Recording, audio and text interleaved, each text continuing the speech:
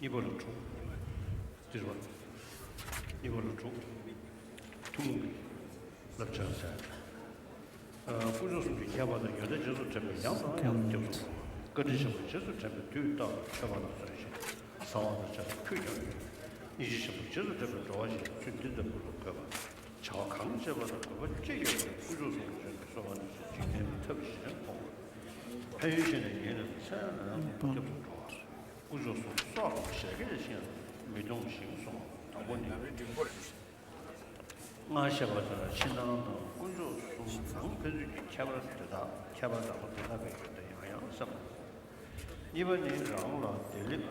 Sorry, we are in the middle length of Lamrim text.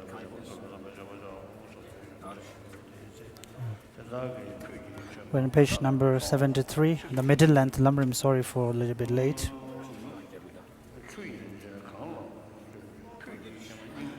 Remembering the differences and positive qualities of the three jewels and due to their taking refuge in them again and again.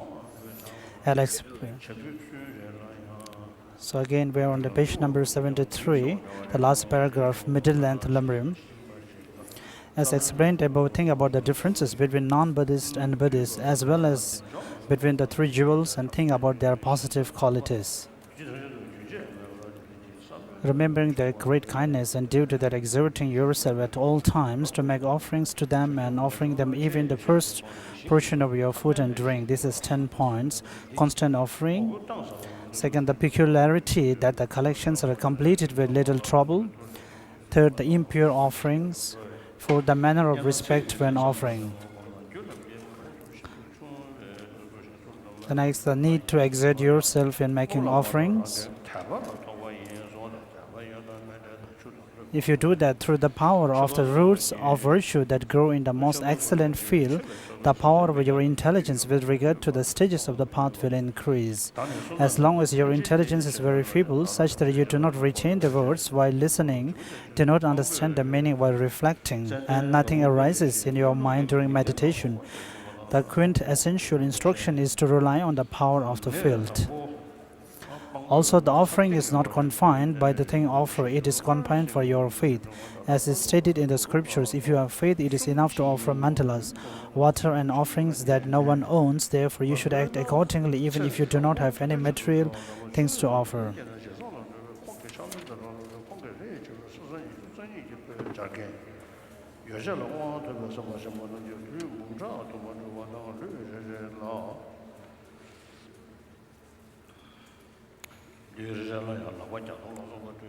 We are on the page number 75.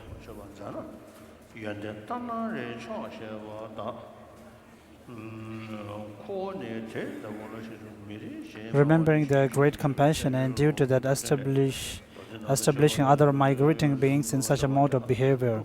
Out of mercy, you should establish other sentient beings in taking refuge as much as you can.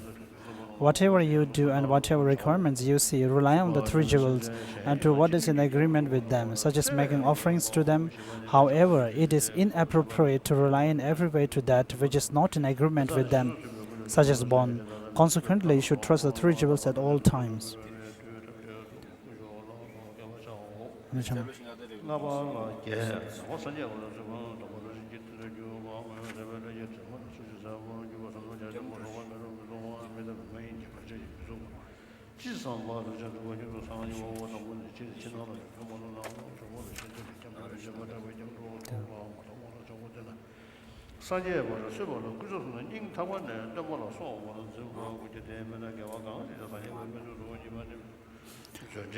Whatever you do and whatever requirements you see, rely on the three jewels and to what is in agreement with them, such as making offerings to them. However, it is inappropriate to rely in every way on that which is not in agreement with them, such as bond. Consequently, you should trust the three jewels at all times. Aware of benefits, taking refuge 3 times a day and 3 times at night. This is 8 points. Taking refuge is the measure of being a Buddhist. Taking refuge is the basis of all vows. The karmic obscurations accumulated previously are reduced and exhausted. You accumulate was merit. You will not fall into the lower realms. You will not be harmed by human and non-human obstacles. You will attain everything you wish. You will swiftly attain Buddhahood. Although generally speaking, there appear to be many ways of positing what constitutes non-Buddhist and Buddhist, it is widely known that the elder and Chantapa distinguish them by their taking of refuge. Therefore, Buddhists should be understood to be those who have achieved the taking of refuge and not given it up. Hence, as for the measure of being a Buddhist, it is necessary to consider the three jewels to be one's teacher and so forth from the bottom of one's heart. Without that, even though you do virtuous deeds, you will not be included among Buddhists. Taking refuge is the basis of all vows. In the auto-commentary to the treachery of manifest knowledge, it says, those who take refuge gain access to taking all the vows correctly. And in 70 verses on taking refuge, it also says, Upasakas take refuge in the three, that is the root of the 8 vows. The intention is that through taking refuge, the thought of passing beyond sorrow is stabilized, and that the vows spring from that. The karmic obscurations accumulated previously are reduced and exhausted. In the compendium of the trainings, it says, here in the context of showing that negativities are purified by taking refuge, the story of the pig should be presented as an illustration. For instance, a son of God who was going to be reborn as a pig through taking refuge was not born as one. It is stated that those who have taken refuge in the Buddha will not go to the lower realms. They give up their human body and have obtained that of a God.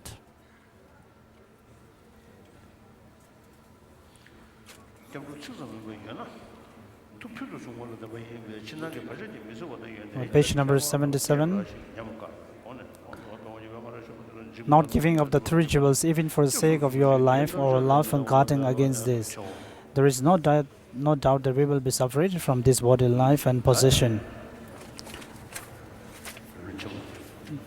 So, is Lamrim Chema now?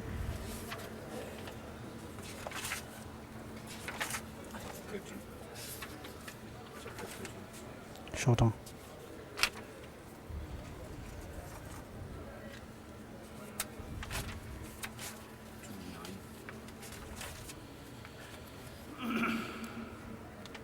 Daniela, some Georgia. Tai Chugunjo, let the woman do you choose a boy. Bangato, the choice of the Tokani, Honor, cash or so on, jockey. Television, Lord Meno. Then I come to give me the wood of Namila Cabrachane, Dolly Susan to Druba Jigna, Sorry for late, we're on page number 208, chapter number 13, the general characteristics of karma. At this point, master the classifications of virtue and non-virtue as well as their effects. You must then make it your practice to properly cast aside non-virtues and other virtues. So the Buddha teaches 3 kinds of sufferings: the suffering of suffering, the suffering subject to change, and the conditioning compositional suffering. Then Lord Buddha emphasized about the first, we have to understand the suffering. And the compositional suffering, it's hard to understand unless you contemplate it all well. So therefore, Lord Buddha says that it is very important to understand the suffering first. If you are able to understand the compositional suffering well, then you need to find the source or the origin of it. Then you will come to know that it is the ignorance which is opposite of not understanding the reality nature of thing. Then within the ignorant, we have 2 kinds: the one which is ignorant towards the reality nature of the things, and which is ignorant towards the cause and effect.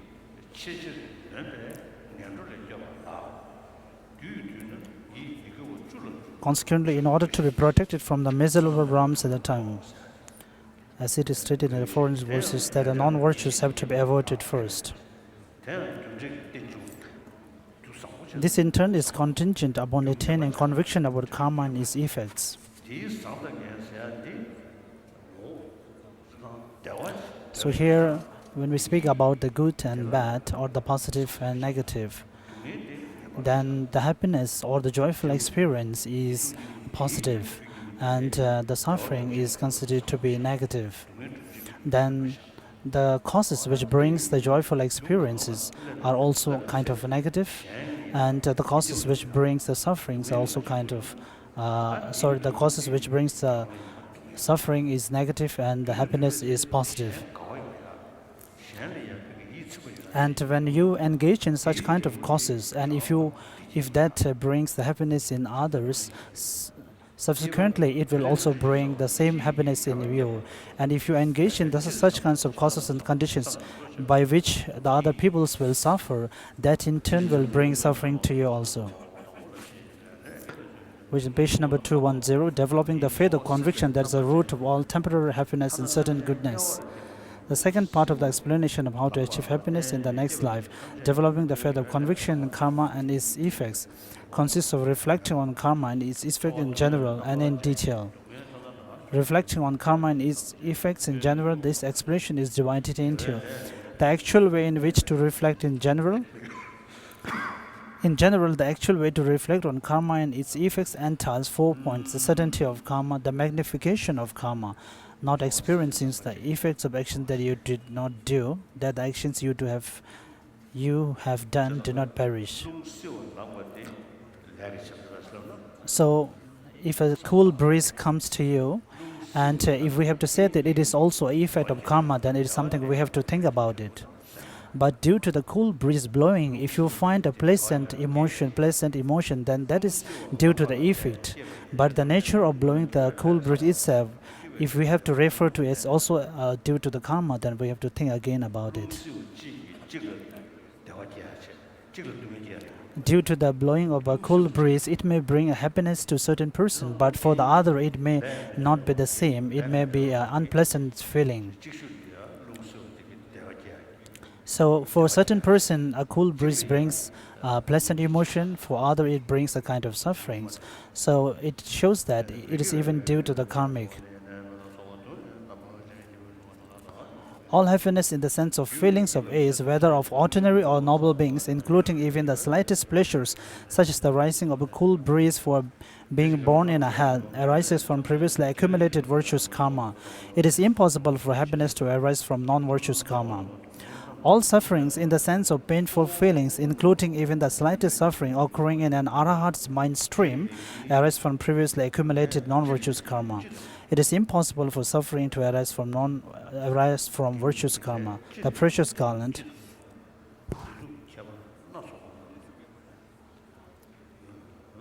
The happiness and suffering do not occur in the absence of causes. So every person has to describe it from their own point of view. In generally, what do we know about, what do we understand as happiness and suffering generally for a person, but in particularly it can differ. Consequently, happiness and suffering do not occur in the absence of causes, nor do they arise from incompatible causes, such as a divine creator or a primary essence.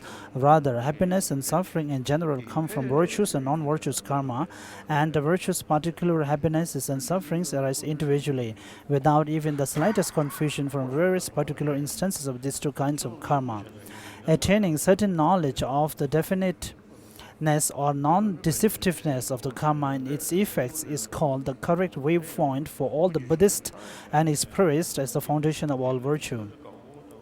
The magnification of karma. An effect of immense happiness may arise from even a small virtuous karma. An effect of immense suffering may arise from even a tiny non-virtuous karma.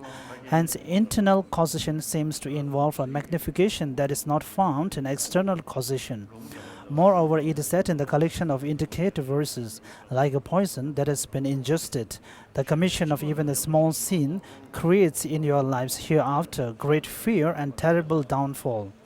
As when grain ripens into a bounty, even the creation of a small merit leads and lives hereafter to great happiness and will be immensely meaningful as well. Become certain about how great effects may arise from small actions by studying the narratives of past events presented in texts such as the Basis of Discipline, the Sutra of Wise and the Foolish, and 100 Action Sutra. For example, there are the stories from the Basis of Discipline about the herdsman Nanda and the frog bitten by his staff, the goose, the fish, the 500 tortoises, and the 500 hungry goats, the farmer, and the 500 bulls, and from the Sutra of the Wise and Foolish, the accounts of Suvarna Devata, Suvarna Vasu, and Hastipala. Furthermore, there are those who have partially lapsed in these four things: ethical discipline, rituals, livelihood, and philosophical view. That is, they have not at all lapsed in the latter, but have not completely accomplished pure forms of the former three. The Buddha said that such people will be born as Nagas. The question of the Naga kings of the ocean says, Bhagavan, in the beginning of the eons, I live in the great ocean. On the page number 212. Further, it is said that during the continuation of the teaching of teacher Karakuchanda, 980 million householders and the renunciates were born as Nagas on account of their lapsed rituals, livelihood, and ethical discipline. During the continuation of the teaching of teacher Kanakumuni, there were 640 million. During the continuation of the teaching of teacher Kashyapa, there were 800 million. During the continuation of the teaching of own teacher, 990 million have been or will be reborn as Nagas. Even since our teacher passed into Nirvana, those of the four types of followers who commit sins and those ethical discipline lapses are born as Nagas.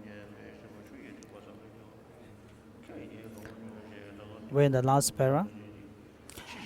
Therefore, solidify the certainty that even the subtlest of the virtuous and non-virtuous actions follow you like shadows and produce both great happiness and great suffering. Then strive to cultivate even the subtlest of virtues and to eliminate even the subtlest of sins and infractions. The collection of indicative verses, just as the shadows of the birds who dwell in the sky are more along with them, beings are followed by what right and what wrong they have done. Just as when those with few provisions set out on the road and travel in suffering, living beings who have not cultivated good karma travel to the miserable realms. Just as when those who have prepared many provisions setting out on the road and travel in happiness, living beings who have cultivated good karma travel to the happy realms. And also do not scorn even the tiniest sin, thinking that if you will do no harm, it is through the accumulation of the drops of water that a great vessel gradually fills. And further, do not think that the commission of even a tiny sin will not pursue you. Just as a large vessel is filled by falling drops of water, so too is a fool filled up with sins accumulated a little at a time. Do not think that the cultivation of even a tiny virtue will not pursue you. As Kongdar Rinpoche has stated,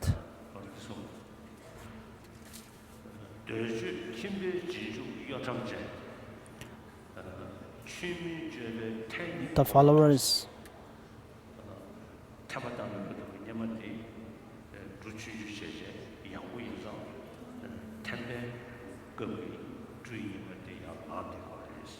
so the dry rice, normally on the grass it dries off. So even it may appear like very clever and intelligent at that time, those persons who act even though they may not be practicing the real Dharma, but even they may appear to you as very intelligent, but other ones who are real the practitioners of Dharma, sometimes they won't appear like that. But in reality, in the ultimate happiness that they will enjoy will be different.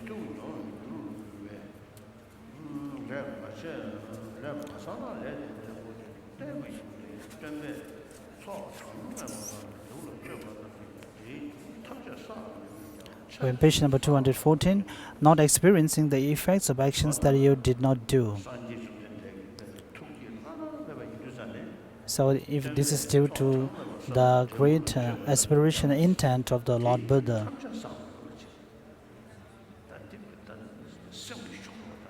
So it is a great intent of his.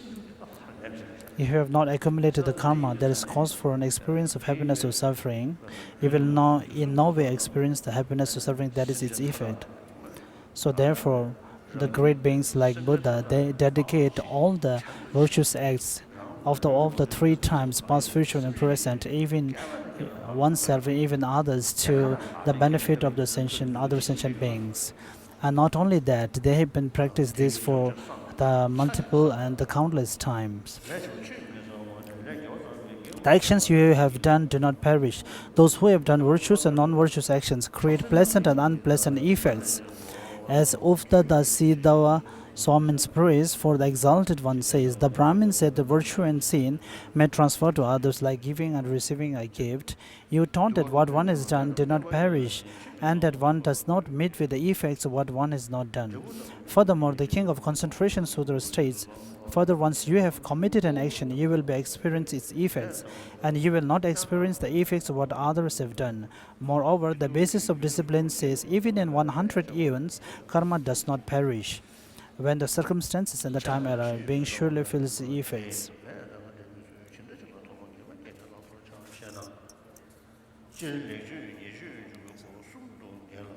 When page number 216, reflecting on the distinctions among the varieties of karma. The presentation of the distinction among the varieties of karma is two parts. The principal teaching of the 10 parts of action, the determination of the effects of actions. Given that I have ascertained the causality of the happiness and suffering as explained previously, I have understood that karma increases and that I have not met with the results of action that I have not done, and that actions I have done will not perish. About what sorts of karma and effects should I initially develop certainty? What should I adopt and what should I cast aside? Reply: in general, you can conclude that there are 3 ways to engage in good and bad conduct, physically, verbally, and mentally. Although not all the virtues and non-virtues of these 3 ways are included within the 10 paths of action, still the Buddha, the Bhagavan, summarizing the key points, taught the most obvious, of course, among the virtues and non-virtues as being the 10 parts of virtues and non-virtuous actions. He taught that the extremely great foundation for a misdeed are the 10 parts of non-virtuous actions. He saw that when you give up these 10, you adopt virtuous actions, and that the most important points of these virtuous actions are also 10 in number. Therefore, he taught 10 paths of virtuous actions, the treasury of knowledge. Systematizing the most obvious among them, the Buddha said that the paths of action, virtues or non-virtues, are 10. And the execution of the discipline says, if you practice these 3 paths of action, guarding your speech, being restrained mentally, and not committing physical non-virtues, you will achieve the path taught by the sage. Knowing the 10 paths of non-virtuous actions and their effects, restrain you from even being motivated to commit them. Then practice the paths of action of the 10 virtues, in which your body, speech, and the mind are not at all mixed with the paths of non-virtuous action. This practice is indispensable as the basis for all 3 vehicles as well as for the accomplishment of the 2 aims of beings. Hence, the conqueror repeatedly praised it from many perspectives. The questions of the Naga kings of the ocean states, what I have called virtues are the taproots of the perfection of all deities and humans. They are the taproots of the enlightenment of Sarvakas and the Pratikya Buddhas. They are the taproots of the unexalted, perfect enlightenment. And what are these taproots? They are the 10 virtuous actions. And also, for example, all lot of Nagas, all villages, cities, municipalities, districts, countries, and kings' palaces, all grass, bushes, medicinal herbs and trees, all fruits of labor, all stocks of seeds, the growth of all harvest, their plowing, harrowing, and production, everything rests on the earth. Their source is the earth. So before going through detail about the calming, I want to take medicine for my coughing.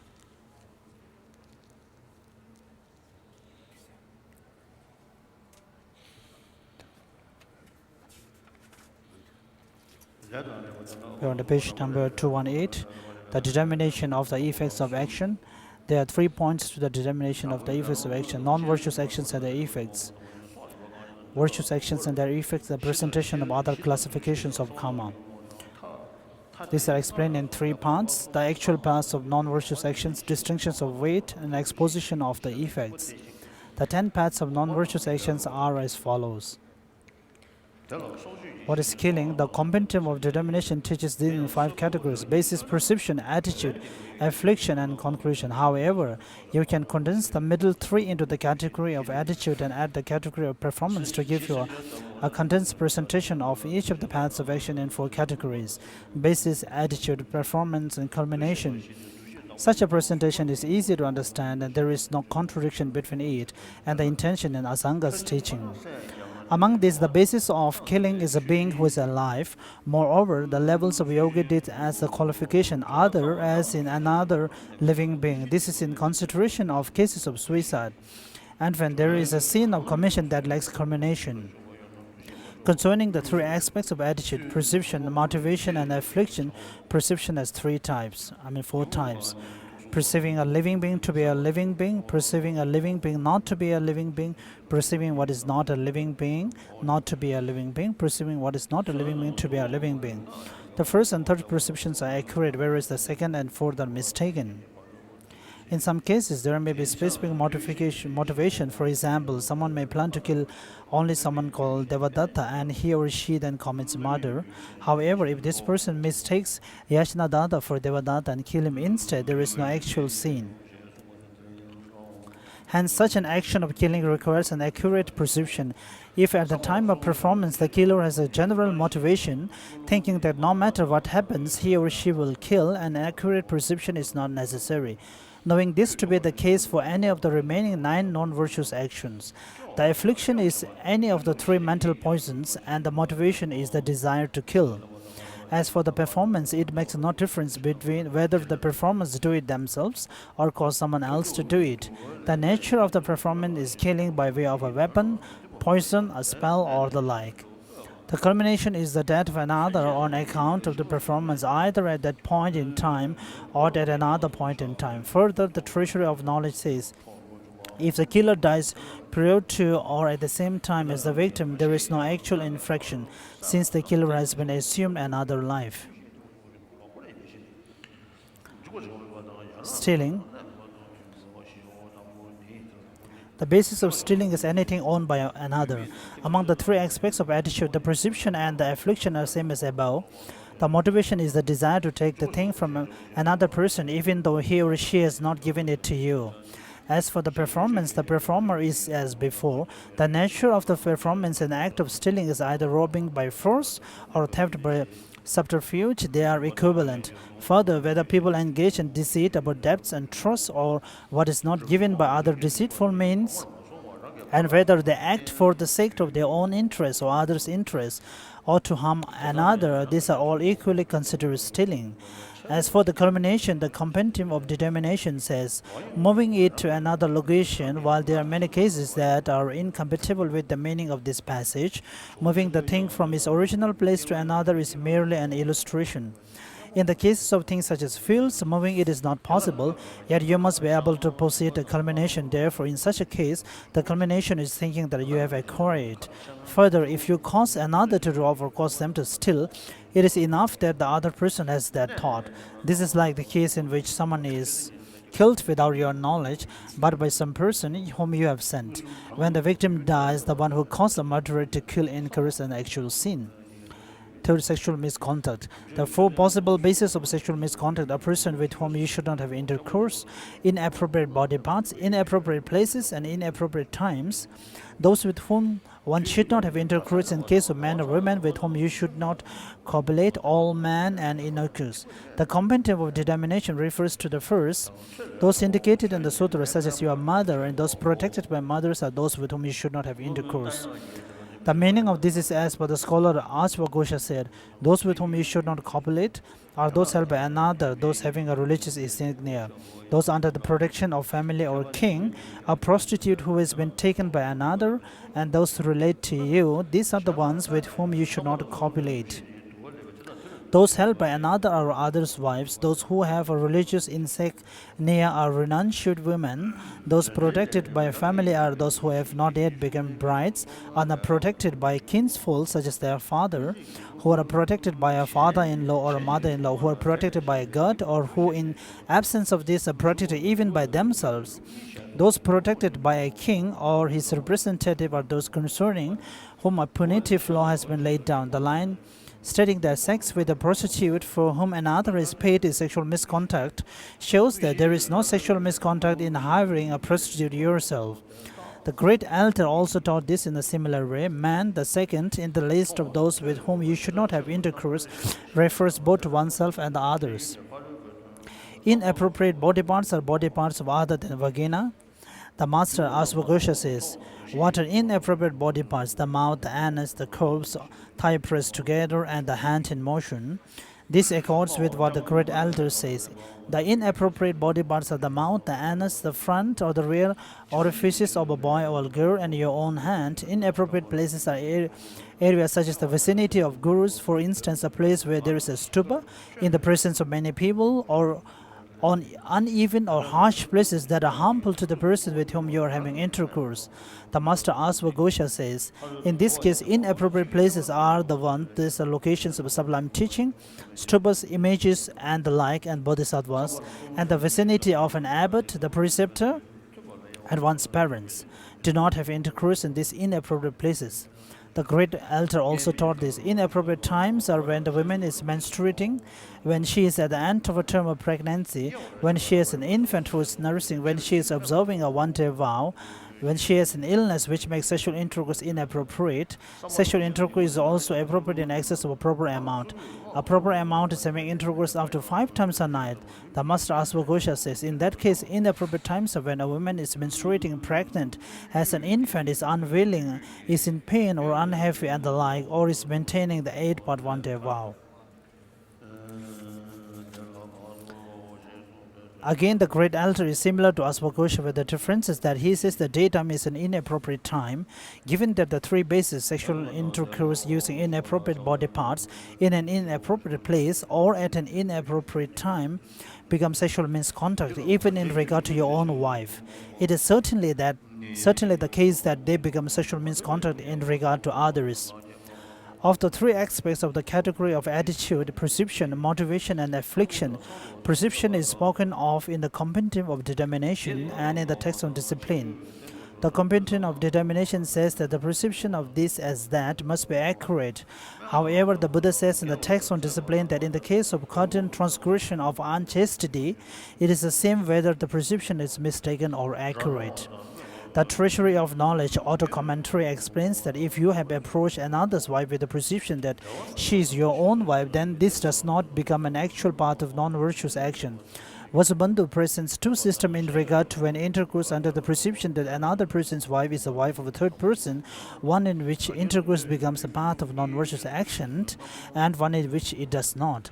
The affliction is any of 3 mental poisons. The motivation is the desire due to unchastity to copulate.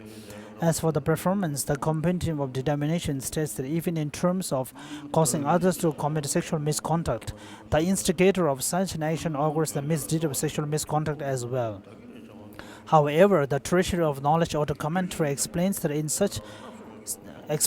such investigation is not an actual part of action.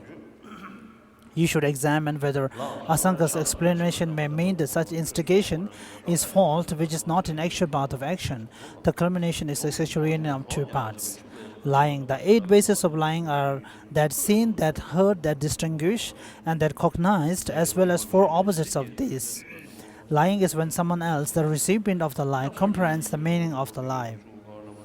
Of the 3 aspects of the category of attitude, perception, affliction, and motivation, perception includes misrepresenting a perception, such as what you have seen or something you have not seen, or misrepresenting what you have not seen as something you have seen. The afflictions are the 3 mental poisons. The motivation is your desire to misrepresent your perception.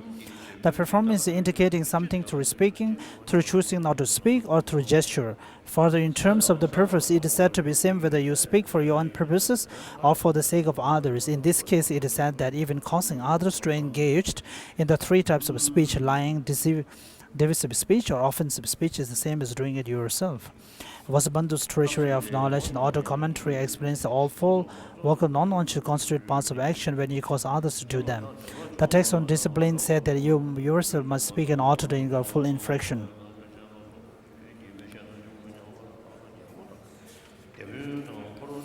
We're in page number 225. The malaise. The basis, perception, and affliction are the same in the case of offensive speech. The motivation is the desire to do such thing as strike others, thinking such thoughts as how nice it will be if they are killed or bound, or the resource will be ruined either naturally or by another person's. In between this, we have completed divisive speech, offensive speech, senseless speech. So it's stated in Shamar, Stages of Path to Enlightenment text. when we do the great peace and power practice according to the Tantra, it is possible that we may generate some malicious mind. When we do violent performance, it is possible that sometimes you may generate harmful intents or actions. But if you engage in such kinds of tantric practice with a wish to benefit others and also combined with the understanding of profound emptiness, if you have the support of these perceptions, and if you are able to visualize the deity itself as the empty of intrinsic reality, and the root and the fundamental intention has to be benefiting others. So, but the timely motivation may be another one, since it has been combined or motivated by a compassion to help others. But the timely motivation which comes during the act of doing may be different. So therefore, in order to take the anger in a positive way, the Tibetan term she dang means getting angry towards somebody from the core of your heart. But if you take the literal meaning, then it is very difficult for you to turn the anger into a means of benefiting others. And we have many monks who normally do prayers to go to the homes. So normally we say that when we do the pujas and prayers, we means of collecting virtuous things. But in reality, if your mind is filled with a malicious mind and anger and all these things, it may not become a positive act.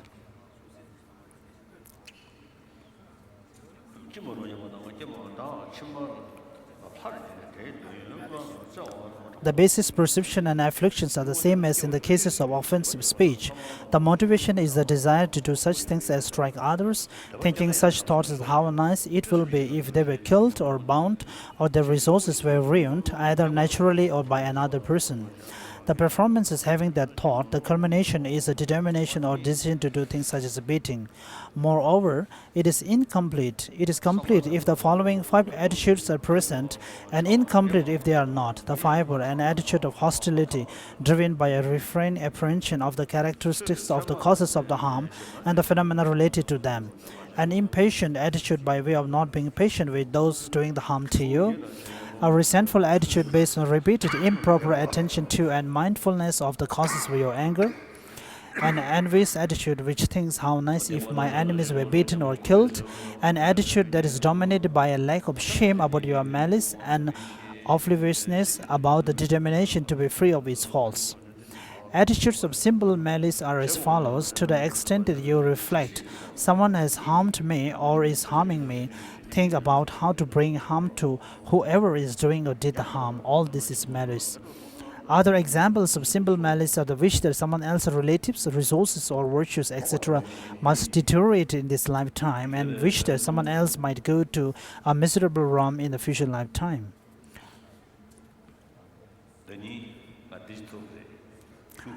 Last year I met someone in Cuba who has been refugees in America. He was really a practitioner of Christian. In Cuba, there were some terror problems with the Castro, and there were a lot of operations. So he came as a refuge and told me about his own history.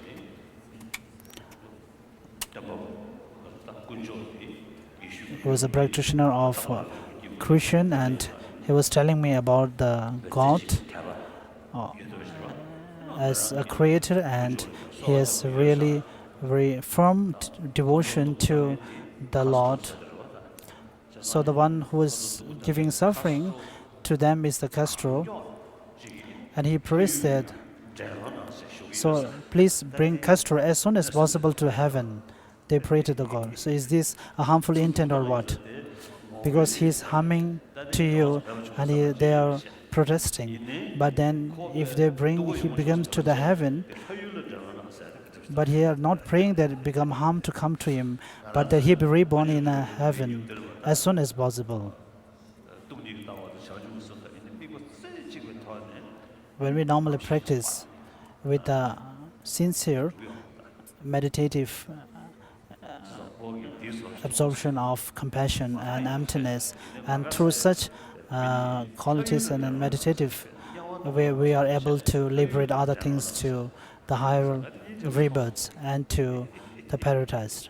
But I find this interesting that they are praying that he be actually reborn in the heaven, not in the hell.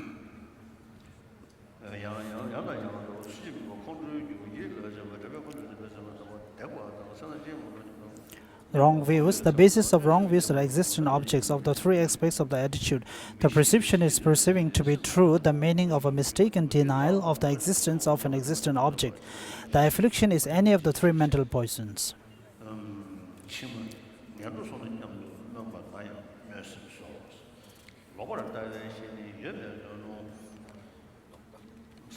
The affliction is any of the three mental poisons. The motivation is the desire to deny the existence of an existent object. The performance is the initiation of that attitude. In generally, for the wrong views, there are two types. One which looks at the view as an looking at something extra of the natural reality, and something which looks at the things depriving of its natural reality. But if you look at some existence, some things that even though it's existing, but if you consider it as not existing, it's also a kind of wrong view.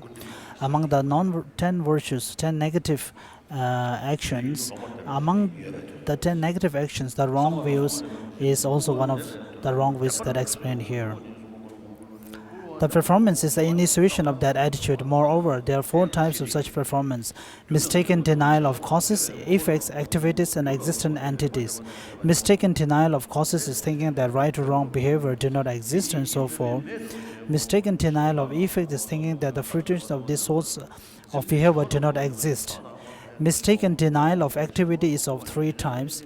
Mistaken denial of activities of planting and retaining seeds is thinking that there are no fathers and mothers. Mistaken denial of the activities of going and coming is thinking that there are no former and future lives. Mistaken denial of the activity of birth is thinking that living beings cannot have a spontaneous birth.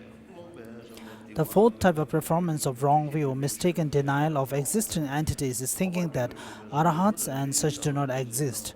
The culmination is the certainty that you have denied something. A full-fledged wrong view is associated with these 5 attitudes. An attitude of confusion due to not knowing objects of knowledge exactly, a violent attitude due to delighting in sins, an attitude that continuously operates in the wrong way because of the pondering improper teachings, an attitude that is impaired because of a mistaken denial that such things as gifts, religious offerings, burnt offerings, and right behavior do not exist. An attitude that is dominated due to these wrong views by shamelessness and obliviousness about the determination to be free of its faults. If these 5 are not present, our wrong view is not full-fledged. Although it is certainly the case that there are other wrong views, only this is called wrong view, for it is the greatest of all the wrong views, in that it is through this wrong view that you sever all your roots of virtue. Further, it is this wrong view that is conducive to your doing whatever sins you want. With respect to these 10 non-virtues, you may undertake killing, offensive speech, and malice with any of the 3 mental poisons, but you bring them to culmination through hostility.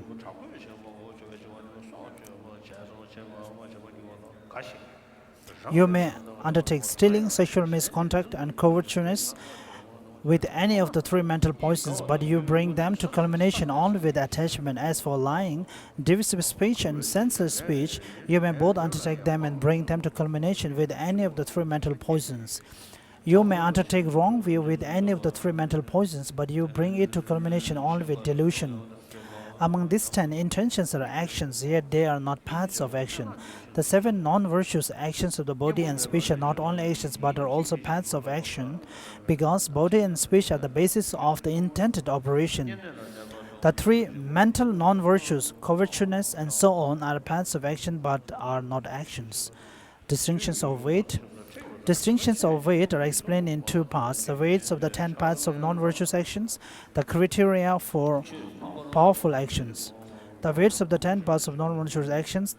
There are 5 causes that make an action weighty and exemplified by killing. They are as follows. Actions of killing that are weighty due to attitude are those done with intense form of the 3 mental poisons. Killing that is weighty due to performance includes killing with the mind, delighting in and being glad about having taken life, taking life or taking life in the future. Engaging in the actions. So it is really possible that the suffering may vary depending upon the hugeness of the body. Doing it constantly and diligently and each time killing a great deal.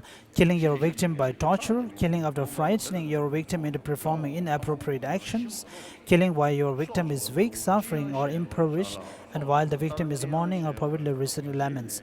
A killing that is weighty due to the absence of an antidote is one that is done while not taking any precepts on a daily basis, while not doing any such thing as observing one-day vows on a new moon or on the 8th, 14th, 15th day of the month, while not occasionally being generous, collecting merit, speaking about the teaching, making obeisances, rising when a respected person enters your presence, pressing your palms together in respect, or having an attitude of veneration.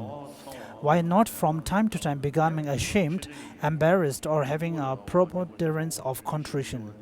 Why not having reached either a state of freedom from worldly attachment or clear knowledge of the teaching?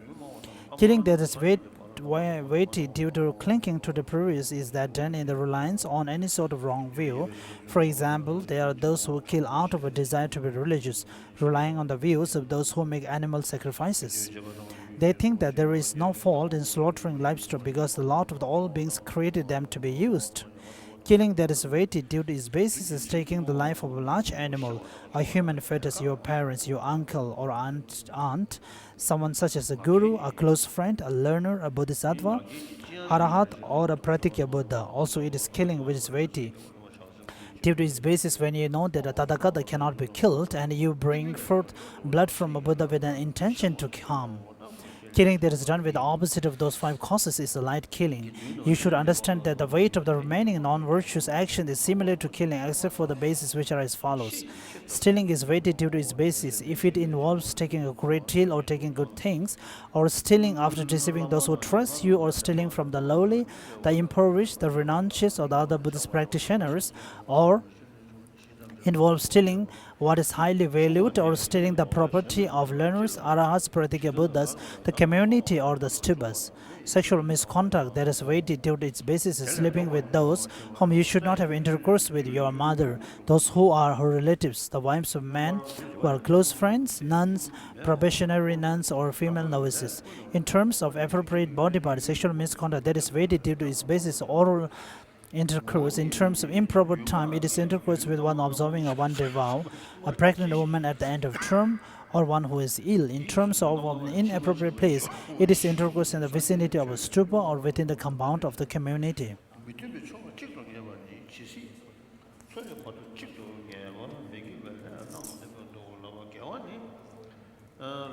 We are on page number 230. The levels of yogi deed speaks of 6 ways in which actions are weighty: conditioning, habituation, nature, basis, fixation and incompatible factors, eradication of the unfavorable factors. The friendly letter says the 5 types of virtuous and non-virtuous actions arising out of persistence, obsessions, a lack of remedy, and the principal foundations of virtue are huge among them. Strive to cultivate virtue. That is, there are 5 types because the principal foundations of the virtues are divided into foundations that have virtues, such as the 3 jewels, and foundations who provide assistance, such as your parents. A brief discussion of the criteria for powerful actions. The strength of the actions is explained in terms of 4 aspects: recipient, support, objects, and attitude. Strength in terms of recipient. There is strength in actions directed toward the 3 jewels, gurus, those who are like gurus, parents, and the like, for though you direct no intense thoughts towards them and do them only small harm or have, the ensuing misdeed and merit is great. Further, the mindfulness of excellent teaching states, even if you take something small from the Buddha, the teaching, or the community, the fault will be large. However, if you offer some similar substances that is greater than what you stole from them, you will clear away the karma of stealing from the Buddha and the teaching. However, there is no clearing away the karma of stealing from the community without experiencing the result because of the weightiness of the recipient. If you have stolen something that is means for sustenance of the community, you will fall to rebirth as a living being in a great hell. If you have stolen something that is not the means for their sustenance, you will be reborn within that region in a hell surrounding the unrelenting hell, such as the hell of great black darkness. In particular, if those who do not care about their ethical discipline where they use materials of the community, merely a leaf, flower, or a piece of fruit, they will be reborn as a living being in the great hell. After a long time, they will be free of this hell. However, they will then be reborn in a dry and barren wilderness as animals with no hands or legs, or as blind, hungry goats without hands or legs. They will then experience suffering for many years. The Sun Ascent Sutra mentions great dangers such as this.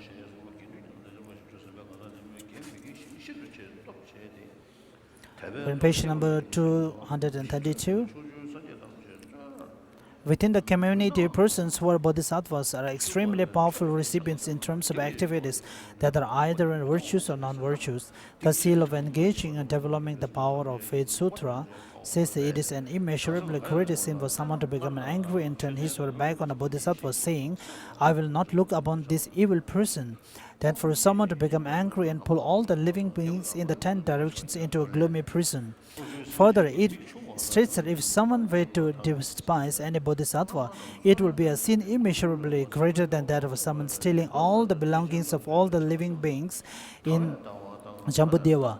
Again, it says that if someone were to have malice or anger or a bodhisattva, for a bodhisattva who delights in the Mahayana and speak disagreeably to such a bodhisattva, it will be a sin immeasurably greater than that of someone who demolishes or burns as many stupas as there are grains of sand in the Ganges river. Further, the seal of engaging in certain and uncertain destiny sutra speaks of someone who looks with faith upon a bodhisattva, and who, wanting to look with clear faith upon such a bodhisattva, speaks praises of him or her.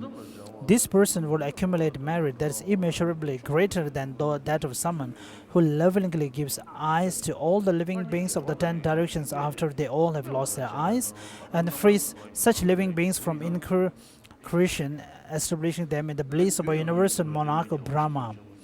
Again, the sutra on the magic of final peace speaks of someone who does as little as obstruct the bodhisattva's virtuous actions of giving a single closed handful of food to an animal. Such a person commits a sin immeasurably greater than someone who kills all the living beings in Jambudeva or steals all of their belongings. Therefore, take this subject very seriously.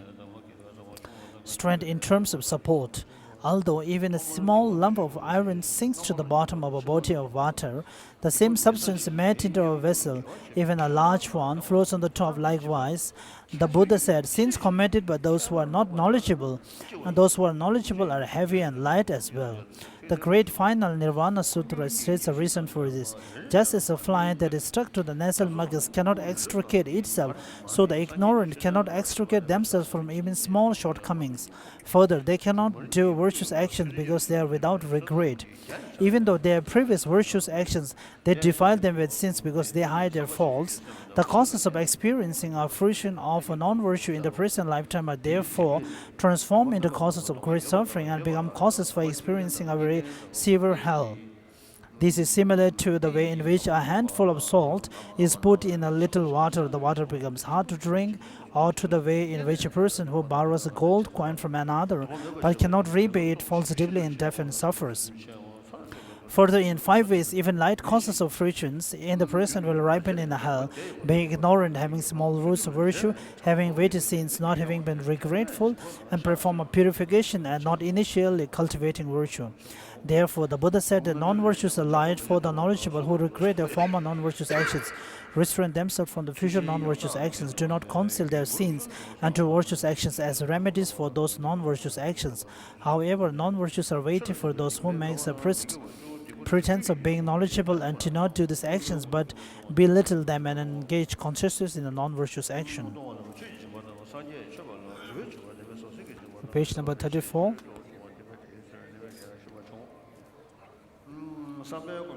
In the second last para, the Sutra on overcoming faulty ethical discipline.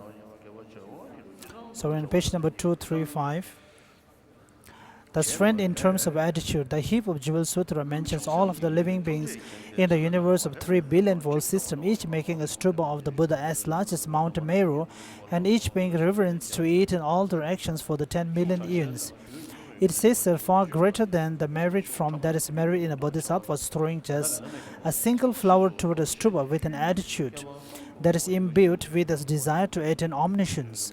Understand that in the same manner, there are variations in the amount of merit you accumulated from the perspective of differences in attitude, such as focusing on superior or inferior goals or focusing on your own or others' interests. The amount varies as well from the perspective of the strength or weakness of your attitude, whether it's brief or long-lasting, and so on.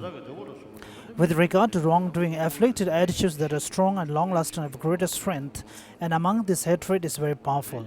Engaging in the bodhisattva states, all the good behavior, generosity, offering to the Sugatas and the like, amassed for 1,000 eons, is destroyed by a single moment of hatred. Anger, moreover, towards spiritual companions, or even more to conquerors, children, is very weighty. The King of Concentration Sutra. When people have malice towards each other, learning and ethical discipline cannot protect them from this fruition. Concentration does not protect them, nor can living in solitude. Generosity does not protect them, nor does offering to the Buddhas. Engaging in the bodhisattva deeds.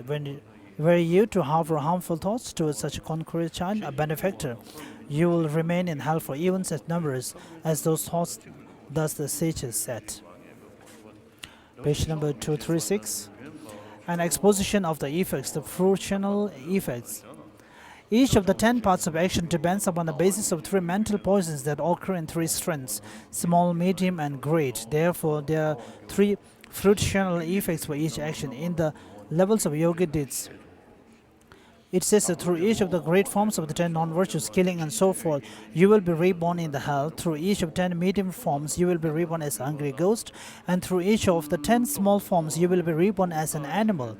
The sutra on the 10 levels, however, speaks of the effects for small and medium forms in reverse. Casually concordant effects. Even when you are reborn from the miserable realm as a human, as you still experience the effects of non-virtuous actions as follows: a short lifetime, a lack of resources, an unruly spouse, much slander, loss of friendships, hearing unpleasant words, others not listening to your words, respectively, and predominance of the attachment, hostility, and confusion. The chapter of the Truth Speaker and Sutra on the 10 levels both stated each of the non-virtuous actions have 2 effects. They say that even if you are born a human, still you will have a short lifespan and many illnesses. You will have few resources, and the resources you do have will be shared with others. Your habits will be disorderly or untrustworthy, and you will have a contentious spouse.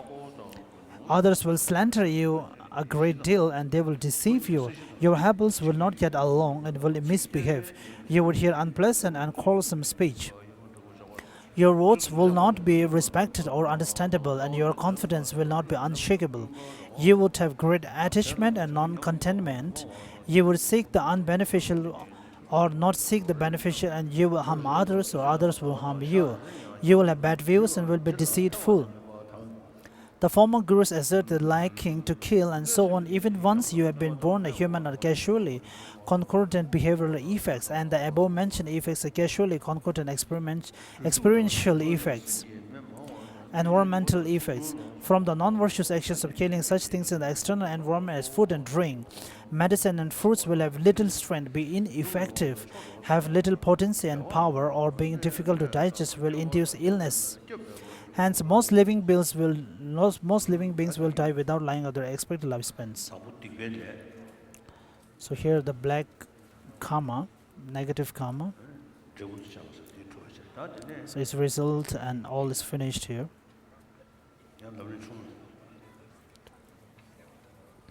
We're to the middle Lamrim now, page number 78.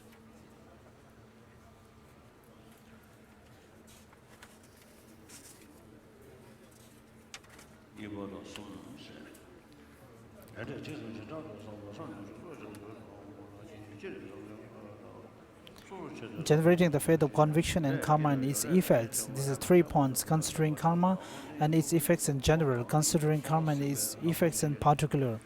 Having considered karma and its effects, how to engage in virtue and contradict non-virtue.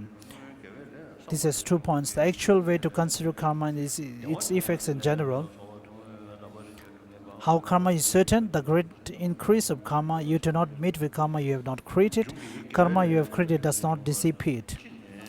This is 2 points. All happiness having the aspects of pleasant feeling, whether in ordinary beings or Aryas, even as little as that is which is generated in a sentient being born in hell in dependence on the cool wind sprinkling up, arises from virtuous karma accumulated previously. There is no way for happiness to arise from non-virtuous karma. All suffering having the aspect of painful feeling, even as little as that which is generated in the mind of Arahat, arises from non-virtuous karma accumulated previously. There is no way for suffering to arise from virtuous karma. In Precious Ganden it says, from non-virtue every suffering, like was all the lower realms, from virtue all the happy realms and happiness in all rebirths. Therefore happiness and suffering do not arise without cause, or from an encouraged cause, which such as the primal matter and Ishvara. In general, happiness and suffering arise from virtuous and non-virtuous karma, and the virtues specific of happiness and suffering also arise individually from the various specifics of the two types of karma without any inconsistency. To gain certainty with regard to actions and their effects, being certain and infallible is said to be correct way of all the Buddhists, and is praised as the foundation of all wholesome qualities.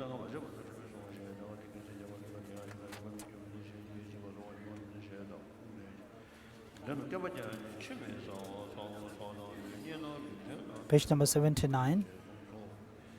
You do not meet with karma you have not created. If you have not accumulated karma, that will become the cause for experiencing happiness or suffering. You will never experience the happiness or suffering that is its effect. Also, those who enjoy the effects of teachers' accumulation of an incalculable collection of merits do not need to accumulate all its causes.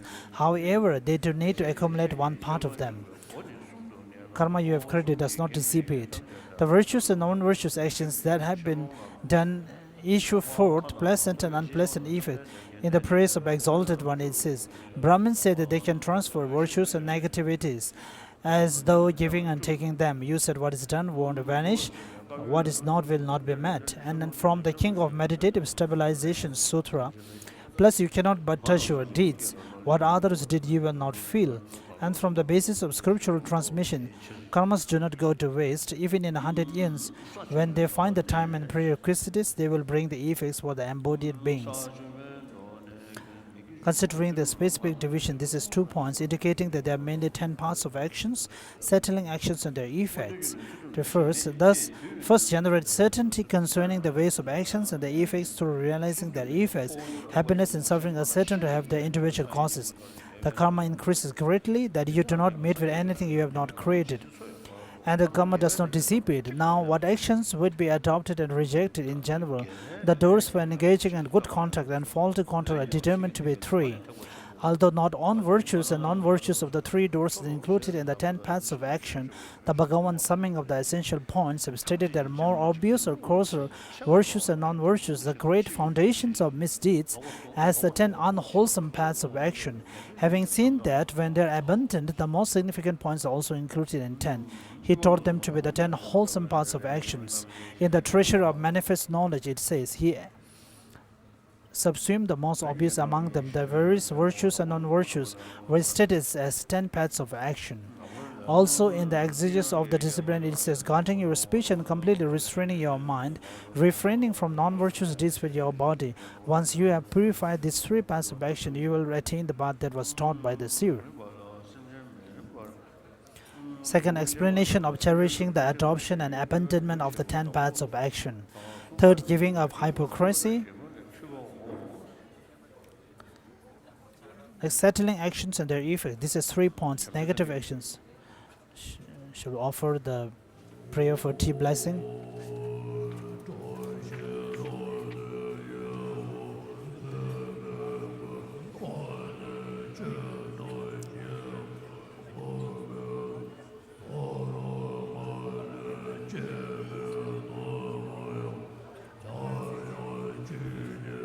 This is the praise to Jamyang Chuje.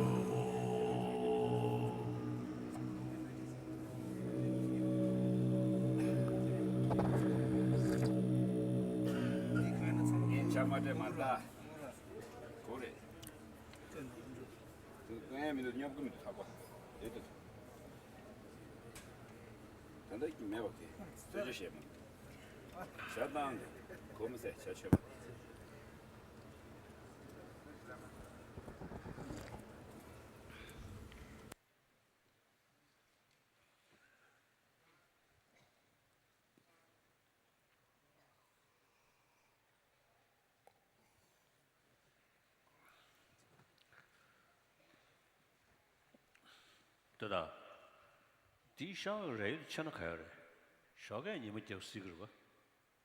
俺那当然要我们是吃下的。 You should open the cover here. In the morning, there may be bright sunshine, but now it may be cooler to open it so that the cool breeze will come. Is it convenient to open it? I think there may be a passage where you can walk up and open it.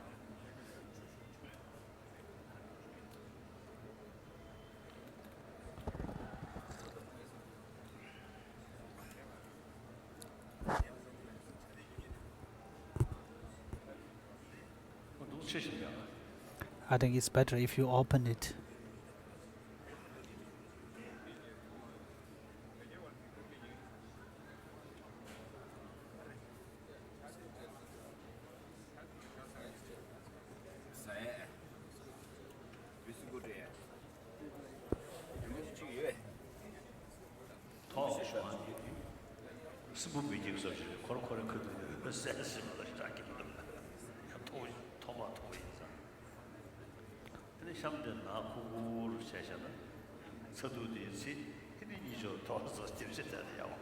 It's very high up in the ceiling, but and the lower is very low and a little bit darkness so that you all can sleep.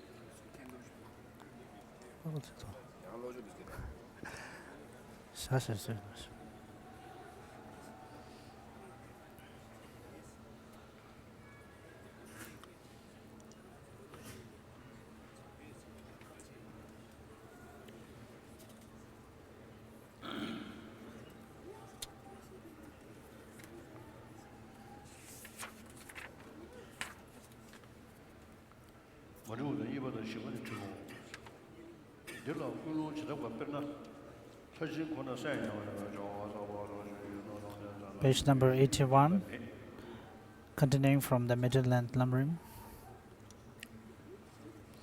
Negative actions and their effects. Actual negative paths of actions. It is 2 points: the actual paths of action, the distinction between actions and paths of actions. This is 10 points: killing, stealing, sexual misconduct, lying, divisive speech, harsh words, idle talk, covetousness, harmful intent, wrong views. First, killing. This is 4 points: basis, attitude, performance, and completion. The basis of killing is another sentient beings. Discrimination. With regard to the basis, there are discrimination of a sentient being as a sentient being, the discrimination of a sentient being as not a sentient being, the discrimination of what is not a sentient being as not a sentient being, and the discrimination of what is not a sentient being as a sentient being. The first and third discrimination are unmistaken, while the second and fourth are mistaken. That is, if you have the motivation, for instance, of intent to kill only Devadatta, but then when it comes to the performance, you mistakenly kill Yajna Datta, there is no negativity to do with actual basis. For that, an unmistaken discrimination will be necessary. However, if at the time of the performance you have the general motivation to kill whoever is at hand, an unmistaken discrimination is not necessary. You should be aware of this rule also with regard to the remaining 9 as appropriate. Motivation consists in the wish to kill. This performance has 2 points. It is the same whether you yourself perform the killing or whether you cause someone else to do it. The entity of the performance is doing it by means of a weapon, poison, mantra, or whatever it is. The completion consists in the death of the other being due to the condition of the performance at the time or at another time before you die yourself. Stealing has 4 points: basis, attitude, performance, completion. The basis of stealing is anything that someone else has obtained. As for the attitude, among the three, the discrimination and the mental afflictions are as above. The motivation consists in the wish. After you open the cover, it's much cooler now. There is sunlight on that side, but there is no sunlight at this side. I think you can open this side also. If the sunlight comes, then we can close it once again. The motivation consists in the wish to take it away from other person without it having been given. This is 2 points. As regards the performance, the performer is as explained above. As for the entity of the performance, it is the same whether you take someone by force or steal it cynically. In addition, being deceitful with respect to a debt or trust in using other fraudulent methods also constitutes stealing. Also, whether it is done for one's own or someone else's sake or to harm someone and the like, it is stealing. The completion consists in the arising of the thought that you have obtained it, or if you have caused someone else to rob or steal, it is enough for that thought to arise in him. This is like when someone kills someone else due to an order. When the latter dies, the negativity of the actual path of action befalls someone who gave the order, even if he does not know the person is dead. Sexual misconduct has 4 points. The basis of sexual misconduct has 4 points. Those who you should not have intercourse with are your mother and so forth. Women under the care of their mothers and so forth. All men, hermaphrodites, and ordained women. Inappropriate body parts are those other than the entrance to the womb, such as the mouth. Inappropriate places are in the vicinities of gurus, places with stupas, and the like. Inappropriate times of pregnancy, when you abide by one-day vows, and so forth. This is attitude. This is 3 points. The 3 positions of scholars are: the compendium states the discrimination of that a non-mistaken discrimination is necessary. The Vinaya states that with regard to the defeat of impure conduct, it is the same whether the discrimination is mistaken or non-mistaken. The auto commentary to the treasury of manifest knowledge explains that if you approach someone else's wife, discriminating her to be yours, this will not constitute the path of action under discussion, and that there are 2 ways in which getting involved with someone else's wife, discriminating her to be the wife of yet someone else, may or may not constitute such a path. The mental affliction can be any of the 3 poisons. The motivation is a wish for intercourse in a manner that constitutes impure contact. The performance consists in enduring for the sake of that. The completion consists in the 2 coming together by the 2. Lying, this is 4 points. Basis, attitude, performance, completion. The basis of lying is 2 points. The basis of expression is the 4, that which one has seen, heard, distinguished, or become fully aware of, as well as their 4 opposites. That the object comprehends is that the other person understands the meaning. This attitude has 3 points. Discrimination consists in making something one has seen into something one has not seen and like. Mental affliction is any of 3 poisons. The motivation is the wish to express is changing the discrimination. Performance, this is 2 points. The actual performance, clearing up the doubts. The performance consists in indicating something by saying it, by making sure not to say anything, or through body language. Clearing up doubts, this is 2 points. Clearing up the doubt that depends on the purposes. More in the scripture, it says that it is the same whether you say it for your own or someone else's sake. This is 3 points. Here it is stated that with respect to lying, divisive speech, and harsh words, even through your requiring someone else to perform them, these 3 will come about. In Treasury of Manifest Knowledge, the root text and its commentary, it is explained that all 4 associated with speech become paths of action through your requiring someone else to perform them. In the Vinaya, it is stated that in order to produce a complete downfall, you yourself must speak. Completion, this is 2 points, the actual completion and clearing up doubts.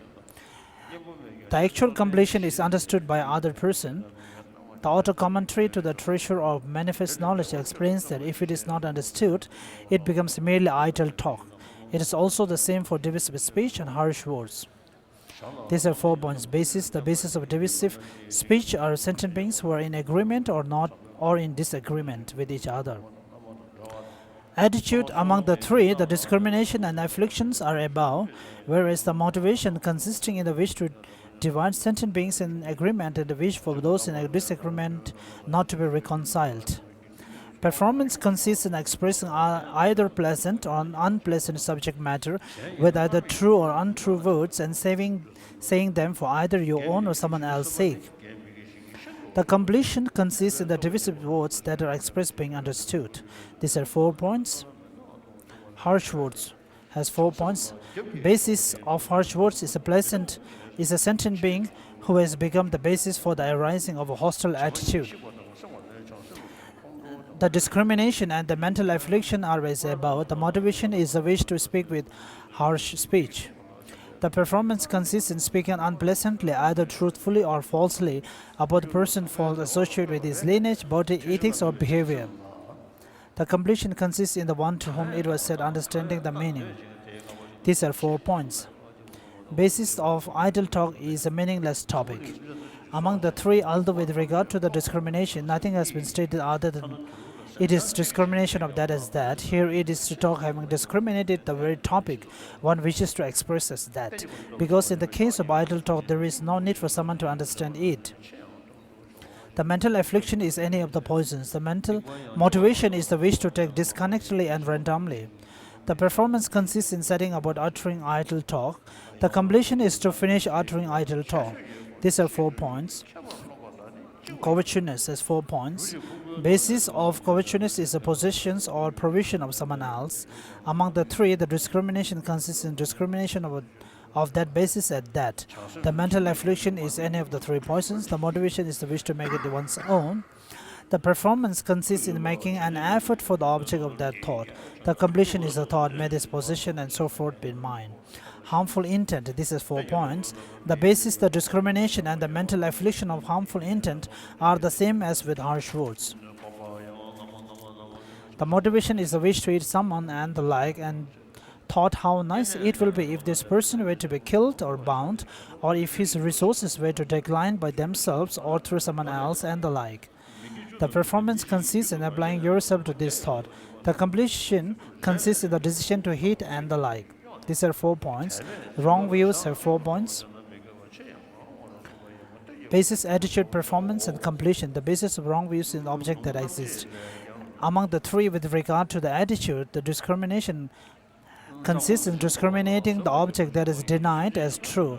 The mental affliction is any of the 3 poisons. The motivation consists in the wish to deny that object. Performance, this is 2 points. The actual performance and the divisions. The performance consists in setting about applying yourself to such a thought. Denying causes consists in the view excellent contact and faulty contact do not exist. Denying effect consists in the view fully ripened effects of those who do not exist. Denying activities have 3 points. Denying the activity of planting and retaining the seed. There is no planting of a seed by a father and not retaining of a seed by the mother.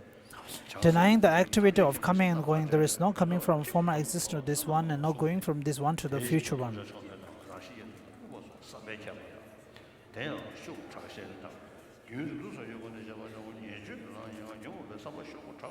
Page number 88.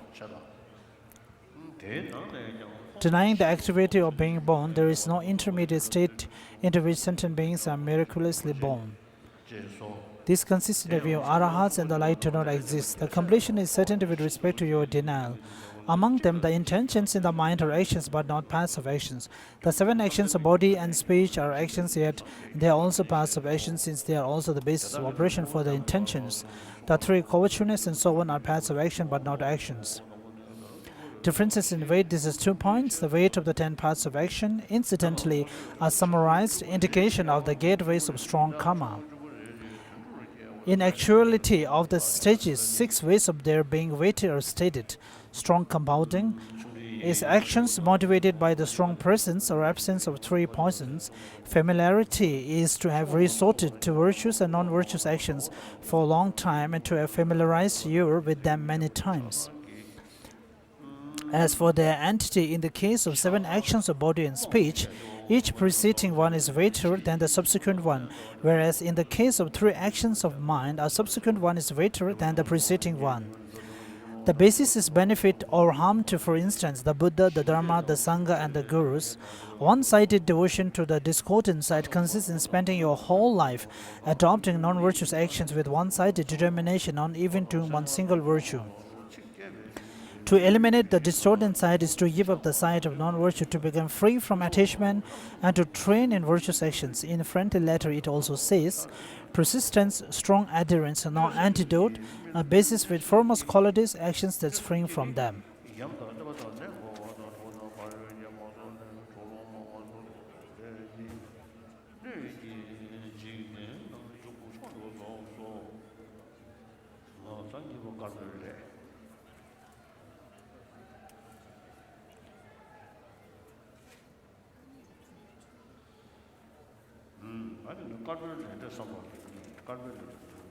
Back to the Lamrim Chamu, the great treatise on stages of Bhakti enlightenment.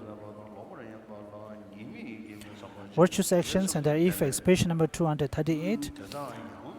The levels of yogi deeds says that virtuous actions include the physical actions of those who reflect on the faults of killing, stealing, and sexual misconduct and have a virtuous attitude. They have also carried out the performance of correctly restraining themselves from these non-virtuous actions and have brought this restraint to culmination. It says the same can be said for the 4 vocal actions and 3 mental actions. The difference being to substitute vocal actions and mental actions for physical actions. Therefore, applied to each of the 10 actions, the 4 aspects of basis, attitude, performance, and culmination. This is illustrated in the following examples of the path of action by giving of killing. The basis of giving of killing is another living being. The attitude is seeing killing's faults and desiring to give it up.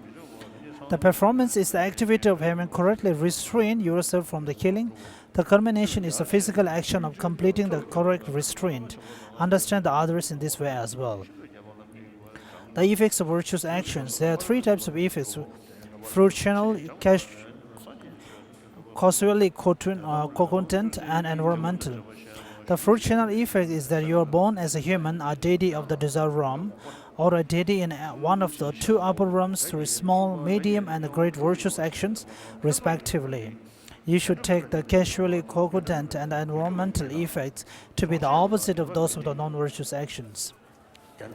The Sutra on the 10 levels says that those who have cultivated 10 through fear of cyclic existence without compassion but following the words of others will achieve the fruit of a sarvaka.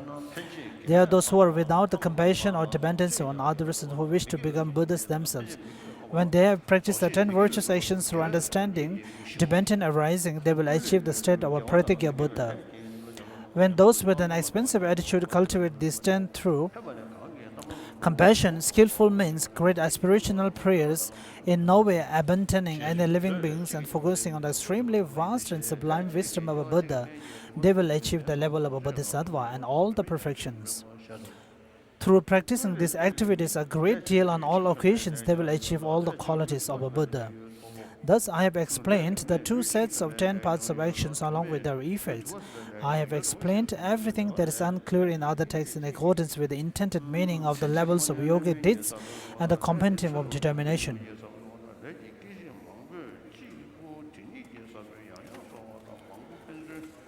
Presentation of other classification of karma.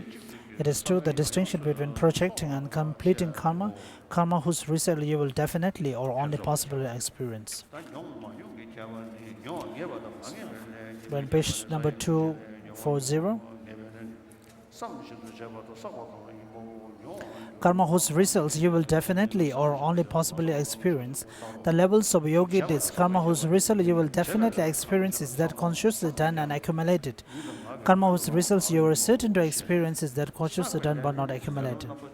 The same text sets forth the distinction between having done karma and having accumulated karma. What is karma that you have done? An action that you have through about it that you have consciously set into motion either physically or vocally. It continues. Karma that you have accumulated is that not included among the following 10 types of actions. Actions done in dreams, those done unknowingly, those done unconsciously, those done without intensity, or not continuously, those done in error, those done forgetfully, those done without wanting to, those naturally ethically neutral, those eradicated through regret, and those eradicated with a remedy. Karma that you have accumulated is the remaining actions that once not included in these 10 types of action. Karma that you have not accumulated is just the 10 types of action indicated above.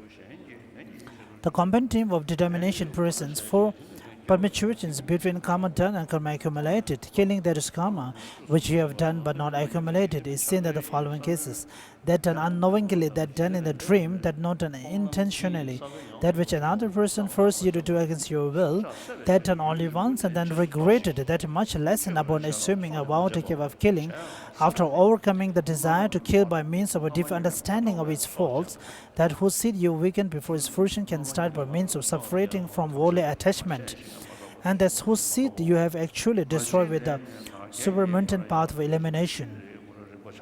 Killing, that is karma that you have accumulated by you have not done, is seen in the following case. You investigate and analyze for a long time in order to kill a living being, but you do not kill it. Killing, that is karma that you have done and accumulated, is seen in all the killing not included in the previous 2 permutations. Killing, that is karma that you have neither done nor accumulated, is whatever is not included in the above 3. Also understand in the same way as appropriate the non-virtuous actions from stealing through senseless speech. The 3 mental non-virtuous actions do not have the second permutation. Within the first permutation, there are no mental actions that are not intentionally done, nor are there any that you are forced by another to commit. From the viewpoint of the time at which you experience a result, there are 3 types of certainty of experiencing results of karma: experiencing it here and now, experiencing it after taking rebirth, and experiencing it at another time. Karma that you experience here and now is the effect of actions which ripen in the very lifetime in which you do the action. These are 8 such kinds of karma mentioned in the levels of yogi deeds. Non-virtuous actions, attitude of looking after your body, resources, and existence. Virtuous actions with a predominant attitude of not looking after this. In the same way, strong malice towards living beings, deep compassion and helpfulness, great animosity towards the 3 jewels, Guru and the like, an attitude of deep faith and belief in these. Non-virtuous actions with attitude of enmity towards those who have helped you, such as parents and gurus, and an attitude of not repaying them for what they have done. Virtuous actions with a strong attitude of wishing to repay those who have helped you. Karma that you will experience after you have been reborn is the effect of actions which you will experience in the second lifetime. Karma that you will experience at other times is the effect of actions which will ripen in or after the third lifetime. The way in which many virtuous and non-virtuous karmas that exist in your mind stream ripen is as follows. Whichever karma is weightiest will ripen first. If weights are equal, whatever karma is manifest at the time of death will ripen first. If this also is same, whatever karma you have predominantly become habituated to will ripen first. If this also is the same, whatever karma you have done first will ripen earliest. As cited in the Treasury of Knowledge auto commentary, as to the actions that give rise to cyclic existence, there are those that are weighty, those that are near, those to which you are habituated, and those you did earliest. Among these, the former will ripen first. Reflecting on karma and its effect in detail, it is certainly the case that you will acquire a good body and mind through giving up the 10 non-virtuous actions. Nonetheless, if you were to bring about a body and mind that are fully qualified, this will accelerate your cultivation of bhas as nothing else would. Therefore, seek such a life. The attributes of the fruitions.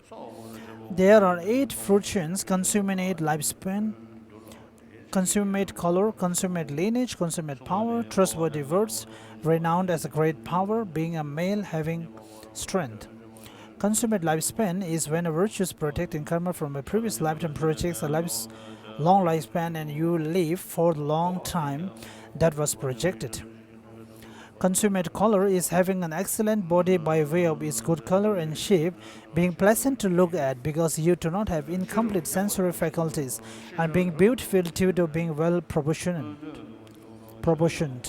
Consummate lineage is having been born with good lineage that is esteemed and famed in the world. Consummate power is great resources and abundance of close associates such as relatives and many helpers. Trustworthy words are words that living beings will accept because you are suitable to be trusted, not to deal with others physically or vocally, and are an authoritative witnesses in all disputes. Renowned as a great power is to be honored by a great multitude of being because of your fame and wide acclaim to your confident generosity and possession of good qualities such as perseverance. Being a male is to have a male organ. Having strength is by the power of previous karma, naturally experiencing little injury, no illness, and great enthusiasm arising from these life circumstances. Moreover, the first consummate lifespan is living in a happy realm, the second consummate color is the body, the third consummate lineage is the birth, the fourth consummate power is the resources and helpers, the fifth trustworthy words is being an authority in the world, the sixth renown as a great power is the fame about such power, the seventh being a male is having the capacity for all good qualities, the eighth strength is having power in your activities. The effects of the fortunes. There are 8 effects of the fortunes. The effects of the consummate lifespan is that you accumulated much virtuous karma for a long time in terms of working for the welfare of both yourself and others. The effects of consummate color is that merely through seeing your disciples are pleased and gather around you, they then listen to your words and want to carry out your instructions. The effect of consummate lineage is that people carry out your instructions without disregard. The effect of consummate power is that through giving you gather living beings and then mature them. The effect of trustworthy deeds is that through kind speech, purposeful behavior and being one whose aims are same as the disciples, you gather living beings and mature them. The effect of renown as a great power is that because you have helped and assisted others in all activities, they repay your kindness and listen immediately to your instructions. The effects of being a male is that you will have the capacity for all good qualities, a capacity for all skilled actions by way of aspiration to endure, and a capacity for broad wisdom. The discrimination of objects of knowledge. Moreover, you will be unafraid in assemblies and will have no reversals. All obstacles, whether accompanying all living beings, speaking to them, enjoying resources with them, or dwelling in isolation. The effect of strength is that because you are not disillusioned about either your own or others' welfare and are steady in your great enthusiasm for them, you will obtain the power of discernment and then quickly have the super knowledge.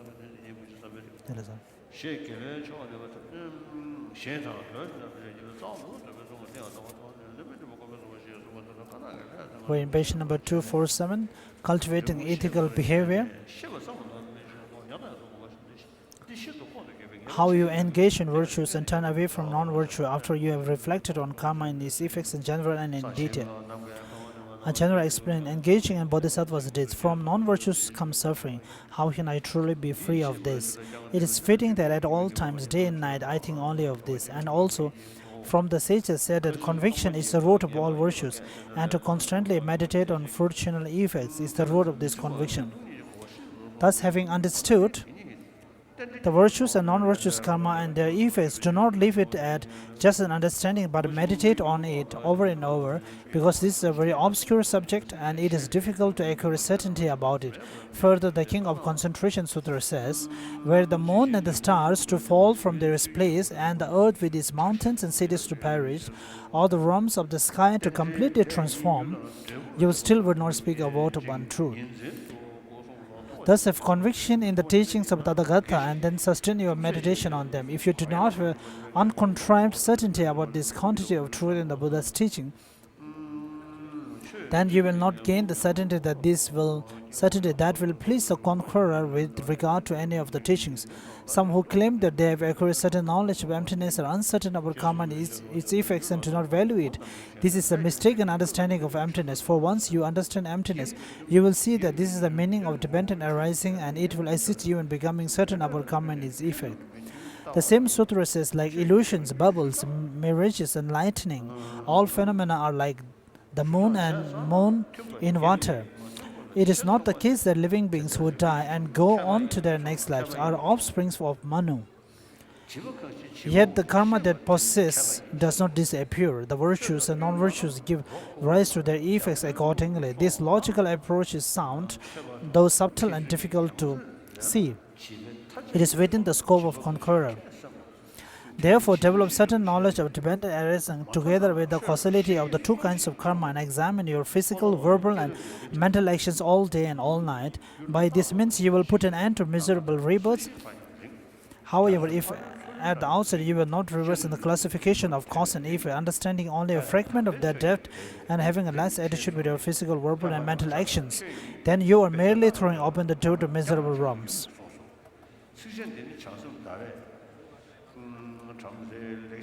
Page number 249.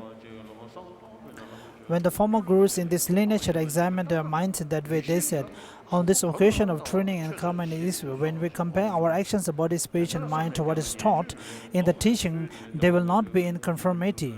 In this we are deficient. Therefore, we are not at all liberated. We must see whether we are in conformity or not by comparing ourselves to the laws of karma and its effects. When we examine our mind in the light of teachings, we are wise if we sincerely recognize non-conformity or a complete lack of conformity. The collection of indicative verses, those who are childish and know themselves to be childish are wise in this regard. When we are comparing ourselves with the teaching, it can be like carrying a corpse. We are at odds with the teaching. When you hope to be the best of religious persons and reverse scholars, you are being the worst of the childish. The collection of indicative verses, those who are childish but consider themselves to be wise, they are called childish. At the very least, understand what is being said with regard to the teachings and examine yourself accordingly. Also, Bodhaba, who quotes this teaching as seen in the Ganden of Birth Stories, asserts that you must examine your mind as it says in the Ganden of Birth Stories. From the sky to earth is a long way. From the distant shore of the ocean to the closest edge is also a long way. From the mountains of the east to the mountains of the west is even longer way. But from the ordinary to the sublime teaching is longer yet than that. This verse said that a great gulf exists between us ordinary people.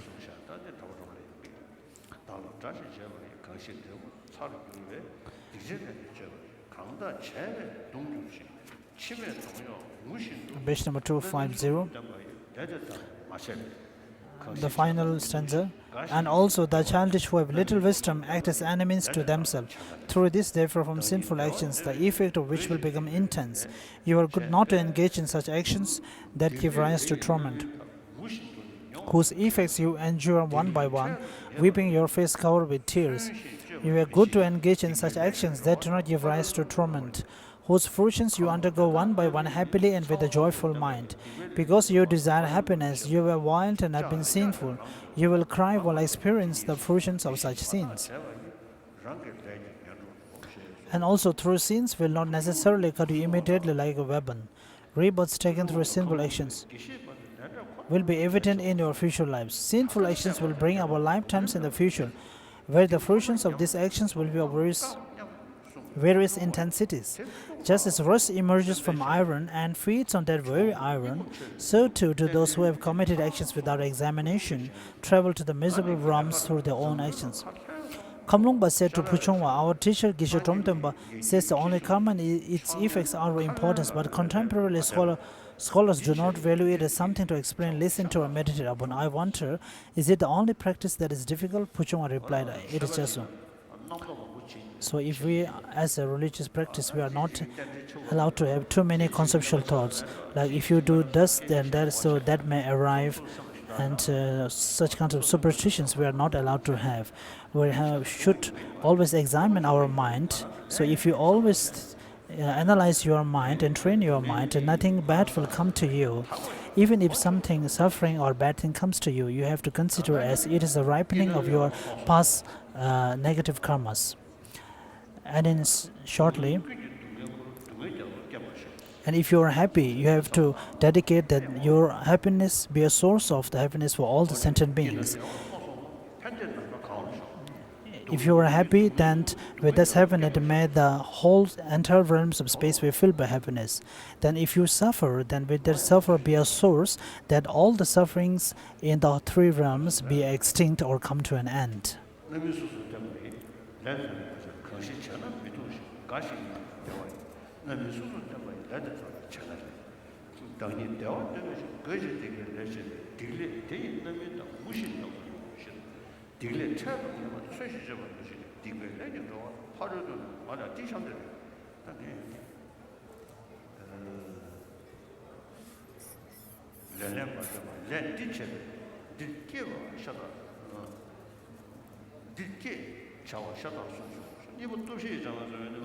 In particular, the way of purification through the four powers.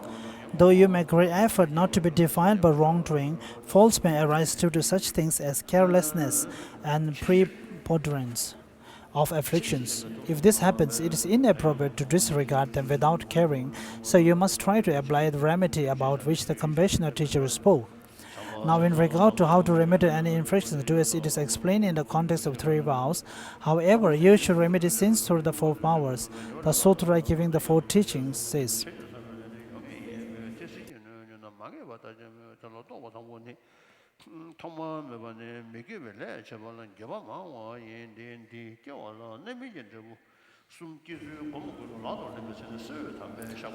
now, in regard to how to remedy any infractions, do as it is explained in the context of three vows. However, you should remedy sins through the four powers. The Sutra giving the four teachings says, Maitreyi Bodhisattvas, the great heroes, possess these four teachings, then they will overcome any sins that they have committed and accumulated. What are the four? They are the power of eradication, the power of applying remedies, the power of turning away from faults, and the power of the foundation. You will definitely experience the result of karma that you have done and accumulated. Since the four powers can destroy this kind of karma, therefore it starts to take effect. It goes without saying that the four powers can destroy karma whose result is indefinite. The four powers are as follows. The power of eradication.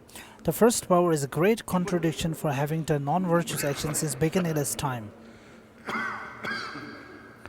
In order to feel this, it is necessary to meditate on the way in which you produce the three effects of actions, fruitional and so forth. At the time of putting this into practice, do so by way of the two methods, the confession of the sins in the Sutra of Golden Light and the confession of sins by way of 35 Buddhas.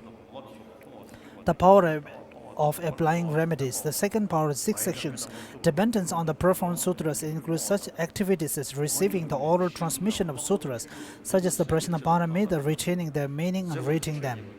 Interest in emptiness means to comprehend the reality in which there is no self and which is luminously clear, and to have conviction that the mind is primordially pure. Dependence on recitation means to recite accordingly to the rituals the special formulae such as the 100-syllable.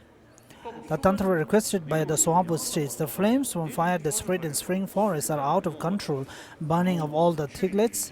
Likewise, the winds of the ethical discipline can fan the fires of recitation, and the flames of great perseverance burns of sins. Just as when the sun's rays destabilize snow, it melts in unbearable brilliance, so do the snows of sin disappear when destabilized by the sunbeams of recitation and ethical discipline. Lighting a butter lamp in a dark gloom entirely clears away the darkness. Likewise, the darkness of sins accumulated for 1,000 lifetimes is quickly dispelled by the butter lamp of recitation. Further, repeat the recitations until you see signs that you have cleared away all your sins. The formula of exhortation states that the signs of dreaming the following: omitting bad food, consuming such food as yogurt and milk, vomiting, seeing the sun and the moon, moving through the air, blazing fires, subduing water buffalo and persons in dark clothing, seeing the community of monks and nuns, seeing a tree that gives out milky substances, riding upon an elephant or a bull, climbing upon the lion throne, climbing on a mansion or a mountain, and listening to the teaching. Dependence upon images means to make images of Buddha once you have acquired faith in him. Dependence on worship means to make a variety of offerings to an image of Buddha or to a stupa. Dependence on name means to hear the recitation of and retain the names of Buddhas and great conquerors' children. These 6 types of remedies are only those that occur in Shantideva's compendium of training. There are many others.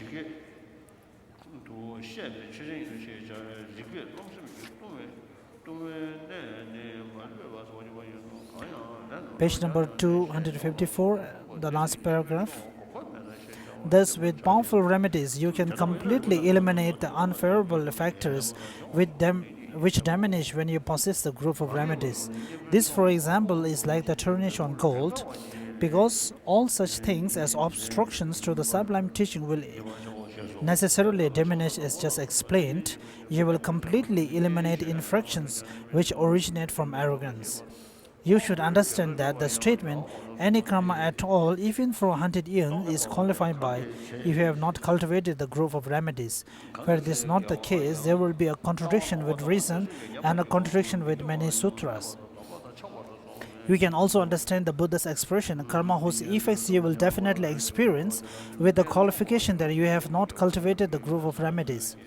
Understand that the Buddha's expression, the karma whose effects you will not definitely experience, refers to the effects that occur only sometimes, even though you may not have cultivated the growth of remedies. In this way, confession, restraint, and so forth weaken the capacity of the karma to bear fruit. Such karma will not bear fruit even when it comes in contact with other conditions. Likewise, it is said that anger and the production of wrong views weaken the ability of the roots of the virtue to give effects.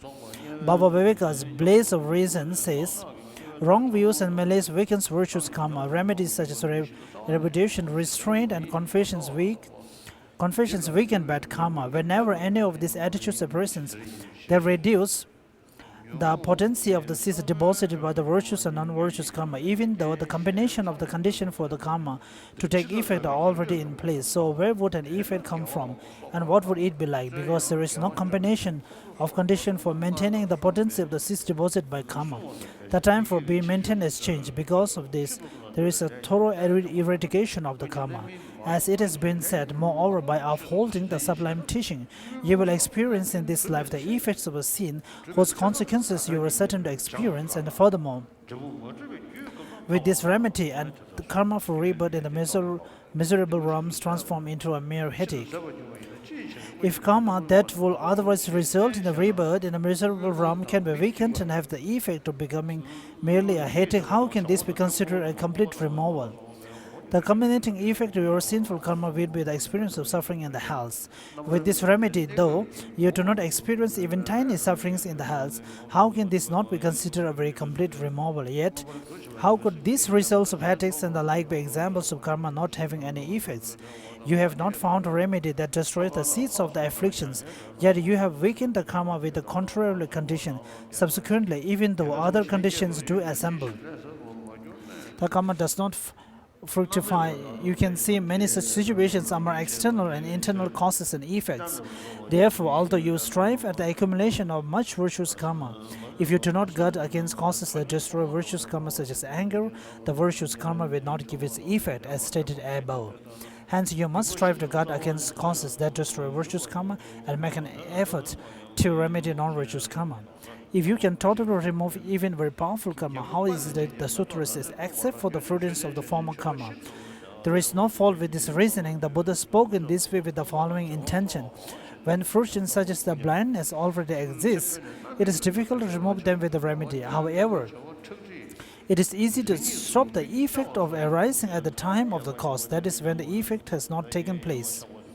The Blaze of Reason says, if it is the case that a sin will be completely eliminated, why did the Buddha teach, except for the fruitions of the former karma?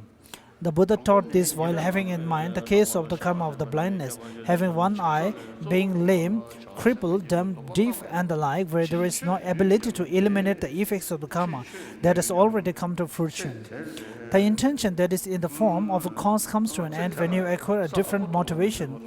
This is demonstrated by the cases of people such as Angulimala, Ajatasattu, Ashoka, Savaka, and those who killed their fathers.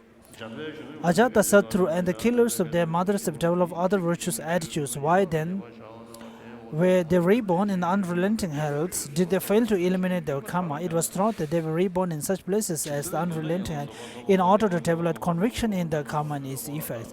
It is not a case that they fail to completely eliminate the remaining karma, like a sick ball that falls and bounds up. They were born in hell and were then freed. They were also untouched by the fairy garlands of hell and so forth. This being so, it is both proving that you can completely eradicate sins and that karma certainly has effects. It is not definite that some particular persons can eliminate their karma. The Buddha spoke of this in the King of Concentration Sutra. King Suradatta killed Sasuspa Chandra and felt contrite about it. He built a stupa and made very extensive offering. 3 times each day he will confess his sins. He did this for 950 billion years. Even though he maintained his ethical discipline correctly in that way, upon his death he was reborn in unrelenting hell. For 10 or 20 billion years he experienced limitless sufferings, having his eyes squeezed out and so forth. Nonetheless, confession is not senseless, for if you do not confess sins, you will experience sufferings that is greater and of longer duration than if you have confessed them. Through confession and restraint, you can purify yourself of sins without any remainder. However, there is a vast difference between the purity of having never been tarnished by a fault from the beginning and the purity attained through confession of that fault. For example, Bodhisattva level says, you can redress the occurrence of a root infraction through adopting the Bodhisattva vow. However, it will be impossible to attain the first Bodhisattva level in this lifetime.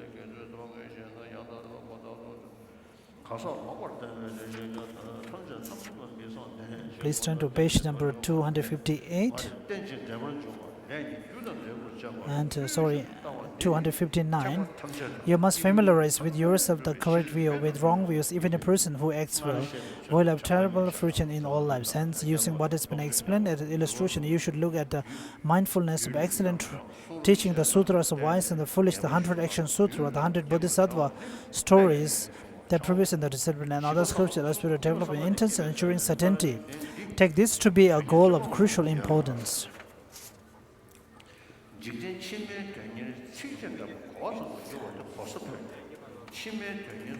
Page number 260. The attitude of a person of a small capacity. The measure of the attitude of a person of a small capacity. Previously, you have had an uncontrived interest in this life, while your interest in future lives have merely been an understanding that follows what others say. You have generated the attitude. So, the smaller capacity people's goal is to just attain the higher rebirth. But here, the main aim is to liberate all the sentient beings from samsara. So, the high rebirths with all those sufferings, how can it be an object to be accomplished, to be attained?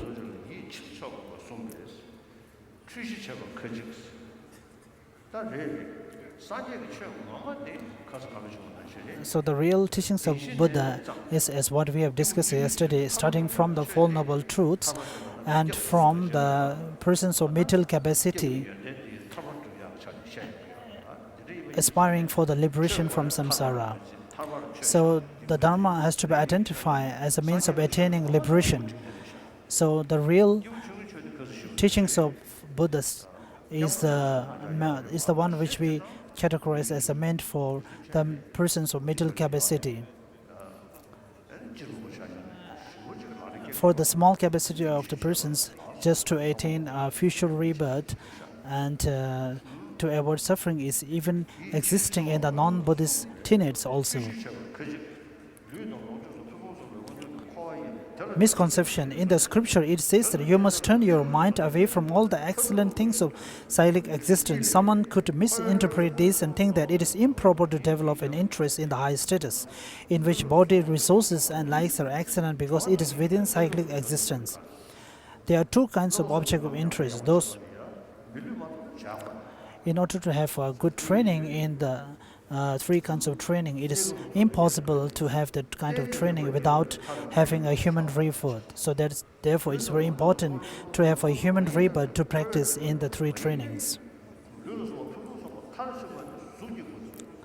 Even persons who strive for liberation must diligently but temporarily seek excellent bodies, etc. in cyclic existence, for they will ultimately attain certain goodness through a succession of lives in higher status. Further, not everything within high status, excellent body, resources and attendant is included within cyclic existence. The most excellent body is Buddha's embodiment as form. The most excellent resources are the richness of this embodiment's realm, and most excellent attendants are this embodiment's retinue. Intending this, Maitreya says an ornament for the Mahayana Sutra that you achieve high status as a human or deity by means of first four perfections: excellent resources in the body and excellent retinue, high status. Again, it is said in many texts that you achieve a Buddha's embodiment as form by means of the first four perfections. Therefore, those who achieve omniscience accomplished a great amount of exceptional ethical discipline, generosity, patience, and the like for a long time. Consequently, they diligently seek the effect of this as well. Exceptional high status with his body and so forth. The achievement of the final goal, certain goodness, is spoken of in engaging in the bodhisattva deeds, relying on the boat of a human body, free yourself from the great river of suffering. As Shantideva says, you must rely on a life in happy realm, exemplified in the verses by human body, and cross the ocean of existence. Reaching omniscience, moreover, you must pass successively through many lifetimes. Consequently, ethical discipline, the prevention of the body in heavy realm, is the root of the path. So here completes. This concludes the explanation of training the mind in the stages of path that are shared with the persons of small capacity. So now we're back to middle length Lamrim.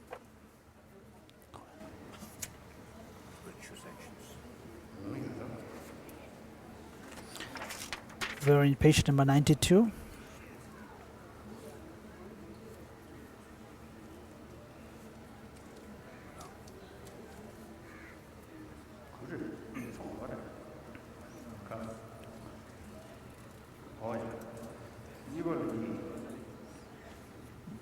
Positive actions and their effects. This is 2 points. Positive actions, the effect of the positive actions. They are the actions of the body of correctly abstaining from killing, stealing, and sexual misconduct due to possessing a virtuous mind, having thought about their disadvantages.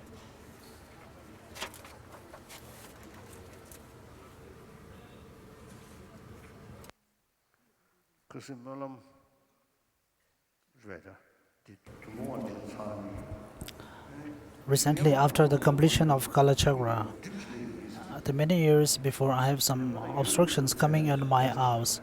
It stayed like that for many years. There was no big harm. But since last few years, sometimes I feel like little disturbance and a little bit difficult to read even. But sometimes it's fine. But after the completion of Kala Chakra initiation, I feel it's much better. But this is the general, my eye organ is very good. But since last July, my right eye seems to be, since I removed the cataract last July, when I read for too long, sometimes it is a kind of little bit uncomfortable.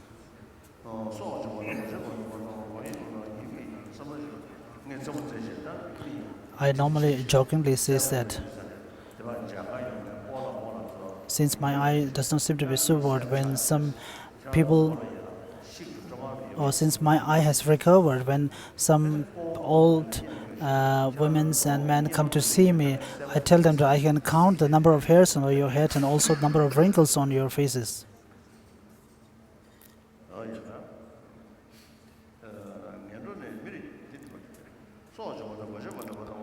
They should therefore be related to the basis, attitude, performance, and completion as appropriate.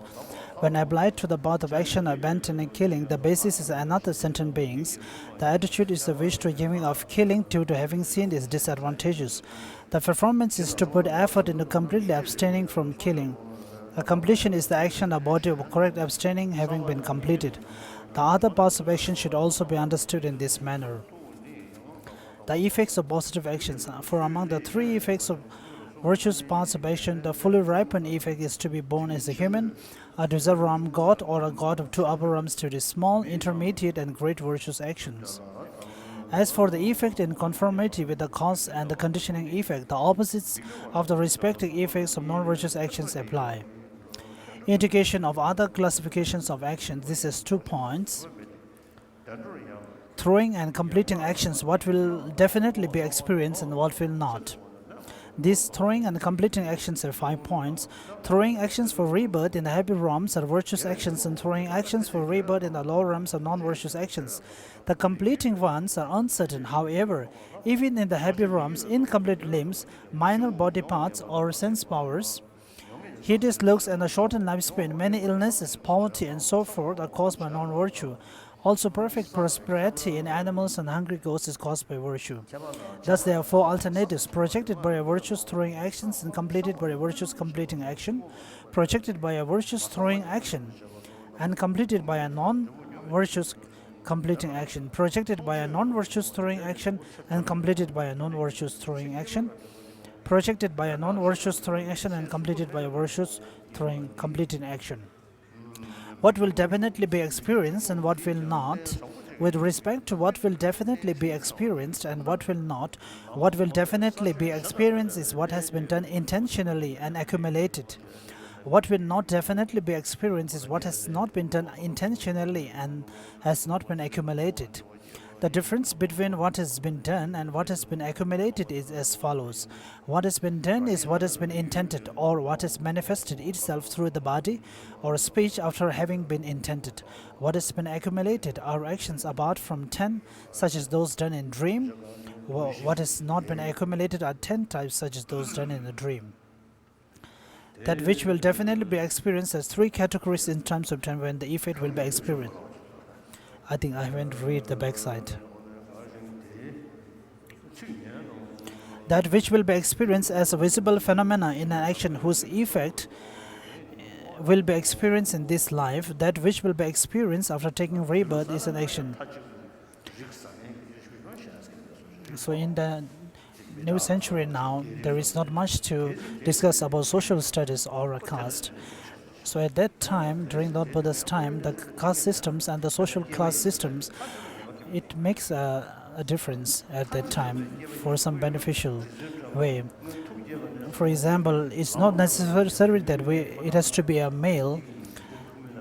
Like for example, the Tara goddess having during the time of generating bodhicitta, she might have prayed to be reborn as a male, but she is a female now. So I think it is something we have to think about the condition at the time. Some people whom I know, they told me that they doesn't love Shantideva. The reason is that Shantideva has stated in the guide to the Bodhisattva's way, there are some stated many faults relating to a female's body. But Shantideva was explaining about some faults of the female bodies is towards practice of the bhikshus and the monks, but we have to turn it, or we have to look at it from a different perspective. Like in terms of a female, we have to the fall has to be seen from a male perspective. For example, Lord Buddha has given the bhikshu vows for the male and bhikshu ma vows for the female, so it is same right, same fundamental rights. But even that, at that time, due to the circumstances and the social situations, there are some differences. But now, with the time changes, and in the new era, the male and the female, the women and the men have the same right. So anyway, if it is something which benefits other and which brings joyful, pleasant in all, fundamentally or if possible, without having any distinction or differences between even the humans and the animals, then that will be very good. So that is something that we all have to know.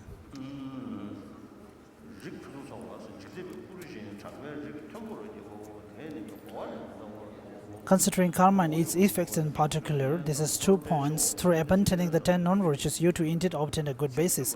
However, if you achieve a full qualified basis for accomplished omniscience, it will be quite unlike others with respect to covering ground in your meditation on the path. Therefore, you should attain that basis. This is 2 points. The fully ripened positive qualities and their functions, it has 8 points: excellent lifespans, excellent complexion, excellent extractions, excellent power, respectable words, known as being powerful. Being male, possessing strength. So page number 95, the last outline, the causes of fully ripened effects. This is 2 points. The division of the causes in 8, threefold division. The division of causes in 8, this is 8 points. Do not harm any sentient being and to cultivate an attitude of non-harm. Furthermore, it says, through freeing those caught in places of slaughter, and likewise helping through giving life, through stopping the harm to animals, you will gain longevity. From a doctor's respect for the ill, from the administration of the medicine, from not harming creatures with sticks or lumps of teeth, you will be without illness, to offer light such as butter lamps and new clothing. Moreover, from the absence of anger as a basis, and offering jewelry a good physique, from lack of envy you will gain good fortune as fruit, it is explained. To overcome your pride and respect gurus and others like a servant, to give food, clothing, and so forth to those who ask for it, and to also benefit others without being asked, giving to the suffering, and those who are fields of positive qualities but lack necessities. The habit of abandoning the four non-virtues of speech, to make aspirational prayers to accomplish all kinds of positive qualities in the future, and to make offerings to the three jewels, your parents, hearers, and solitary realizers, abbots, masters, and gurus. To rejoice in the positive qualities of man, and with regard to women, to see their disadvantages being rejoicing, to oppose the inclinations of those who wish for a female body, and to liberate those whose male organs are to be cut.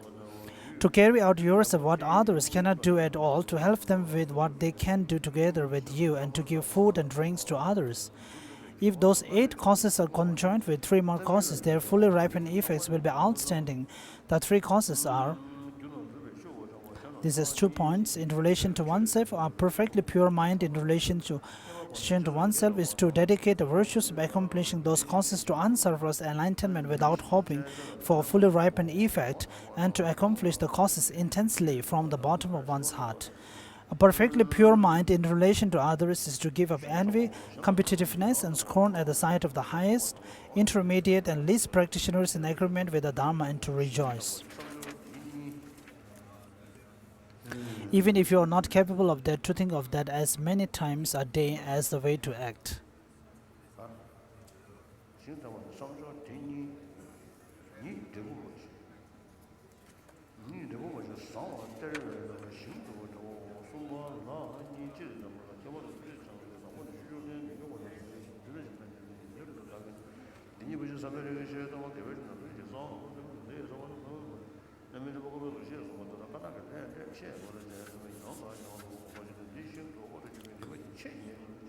Page number 97. General presentation. This is 6 points. How to bring forth a mind cultivating this perpetually day and night. In engaging in the bodhisattva contact, it says suffering springs from what is non-virtuous. How to reach certain freedom from it. It is appropriate day and night, always to think about nothing but this. And the root of everything that is virtuous is aspiration, the Buddha said. Again, the root of that is always to meditate on fully ripened effects. In accordance with this statement, you should come to understand positive and negative actions and their effects, and then meditate on them over and over again, for the karmic process is a very hidden phenomena, which is why it is extremely difficult to gain certainty about it. In this regard, the king of meditative stabilization sutra says, even if the moon and stars were to fall down, the earth were to collapse with its mountains and towns, and if the heavens' aspects were transformed, still no word you say will be untrue. You should thus develop conviction in the words of Tathagata and sustain it. Unless you have gained uncontrived certainty with regard to this, you will not gain, with regard to any dharma, the certainty that gladdens the victor. Some profess to have gained certainty with respect to emptiness, but do not have certainty with respect to actions and their effects, nor care about it. They have arrived at a mistaken understanding of emptiness, for if you understand emptiness, you see it to be the meaning of interdependence, and it becomes helpful for gaining certainty with respect to actions and their effects. From the same sutra, like an illusion, a bubble, a mirage, or lightning, all phenomena are like the moon in water. Humans, descendants of Manu, who after death pass to other worlds, do not perceive this. Actions once they are done, do not disappear, white or black, they precisely cause effects to ripen. The logical approach is good, but the subtle and hard to see is the victor's object of thought. Therefore, you should generate certainty about the two types of karma as well as causes along with their effects, and continuously day and night cut yourself from the lower realms by the means of examining your three doors, not to be proficient at first in the distinctions of cause and effect and to know a little bit, but still act carefree with regard to the three doors only opens the gate to lower realms. In Questions of the Naga Kings of the Ocean, it says, a lot of Nagas, one dharma of bodhisattvas cut right through falling back down and being born in lower realms. What is that one dharma? It is like this: the individual investigation regarding virtuous phenomena, thinking, how am I doing? Am I staying away from them or abiding in them night and day? As for how to turn away from faulty contact, having thought about it in this manner, it says in the chapter of Truthful One, O king, do not commit the act of killing, for everyday life is a great loss. Therefore, we all wish to keep it long. Even deep down, don't consider killing. Like this, you should make a habit of relying on the mind of restraint a lot without your motivation, even moving to mistakes such as the 10 non-virtues. Kablungpa said to Fujongwa, Geshe Tromdenpa taught that only actions and their effects were of vital importance. However, nowadays explaining this, listening to it and meditating on it are said to be worthless. I wonder, is this just because it is difficult to practice? And Fujongwa said it is just so. Tromdenpa said, followers of the elder, audacity is totally inappropriate. Interdependence is subtle. Fujongwa said, in my old age, I am at last going on well.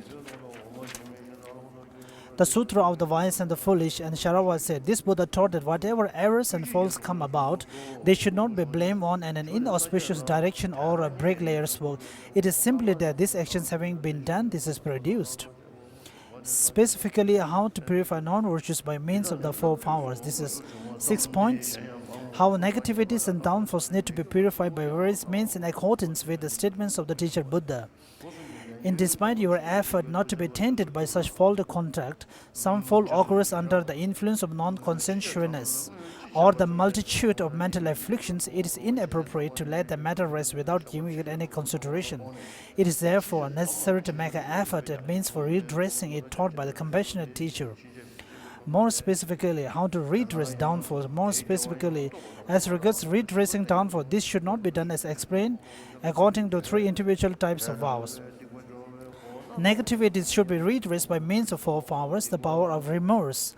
The first power is the power of remorse, which is much regret for the non-virtuous deeds, as one has done since beginner's time. For it to arise, it is necessary to meditate on how the 3 types of effects, such as the fully ripened ones, are produced. When applying this power, you should make use of 2 confessions, the confession in the Sutra of Golden Light and the confession to the 35 Buddhas. The power of thorough application of antidotes has 6 points based on the profound sets of sutras. These antidotes is to absorb the words of the sets of sutras like the perfection of wisdom sutras, retain them, read them, and so forth. Aspiration for emptiness. This antidote is to engage in the reality that is selflessness and clear light, and to be convinced about primordial purity. Based on recitation, this is 2 points. This is the recitation of special dharanis like the 100-syllable one in accordance with the appropriate rituals. In the Tantra requested by Shahabu, it says, Shabahu, it says, just as the flames of the forest fires in spring, uncontent, burn all the underbrush, ethics, wind, fans, fires of recitation burning evil with flames of great joyous effort. Just as the sun strikes snow with the rays of light, which overwhelmed does not withstand its brilliance, when ethics sun rays of recitation strike the snow of negativities, it is exhausted. Just as taking out a butter lamp in darkness dispels the darkness so there is nothing left, the darkness of evil collected in 1,000 lives is quickly dispelled by lamp of recitation. Moreover, you should continue this recitation practice until you see signs that negativities have been purified. In Dharani of exhortation, the signs are said to be dreaming of vomiting bad food, drinking food and vomiting things like yogurt or meal, seeing the sun and moon, traveling in the sky, burning fire, withstanding buffalo and black people, seeing a sangha of full ordained monks and nuns climbing a tree from which milk emerges, an elephant, a bull, a mountain, a lion throne, or a fine house, and hearing the Dharma in your dreams. Based on images, this antidote is to create images of the Buddha having gained faith in him. Based on making offerings, this antidote is to make various types of offerings to the Buddha and its stupas. Based on names, this antidote is to listen to and retain the names of the Buddhas and the great sons of the victors. These are the ones that are explicitly mentioned in the competitive trainings, but there are many others. The power of preventing falls in the future. This is 2 points, the actual power and its benefits. The power of countering falls in the future is to completely restrain yourself from the 10 non-virtues. In the Sun Ascent Sutra, it says that thereby the karma of the 3 doors accumulated by means of 3. Now it's 3 o'clock.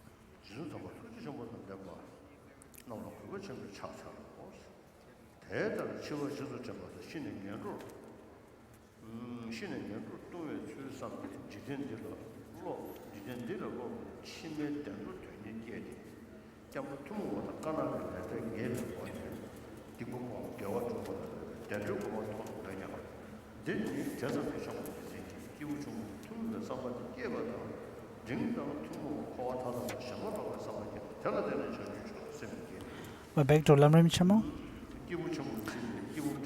The 8 types of suffering. Training the mind in the stages of path share with the persons of material capacity. Here is explaining the 3rd suffering, as Panchen Lobsang Shukyan has stated.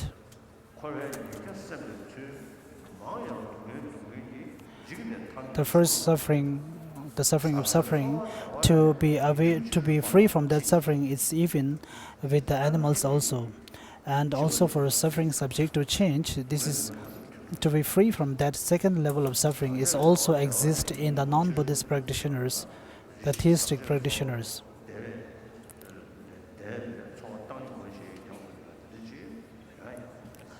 So just the experiencing of a neutral feeling, which is neither happiness and nor suffering, is also to be experiential. That is also considered to be a kind of feeling that is to be obtained.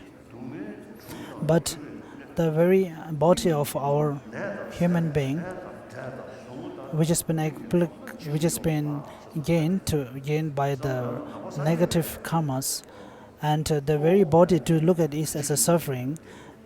This is what we Buddhists have to practice, the 3rd level of suffering. So if one have the wish to free from the 3rd suffering, it is automatic that the wish to free from the 2nd suffering will generate it by itself.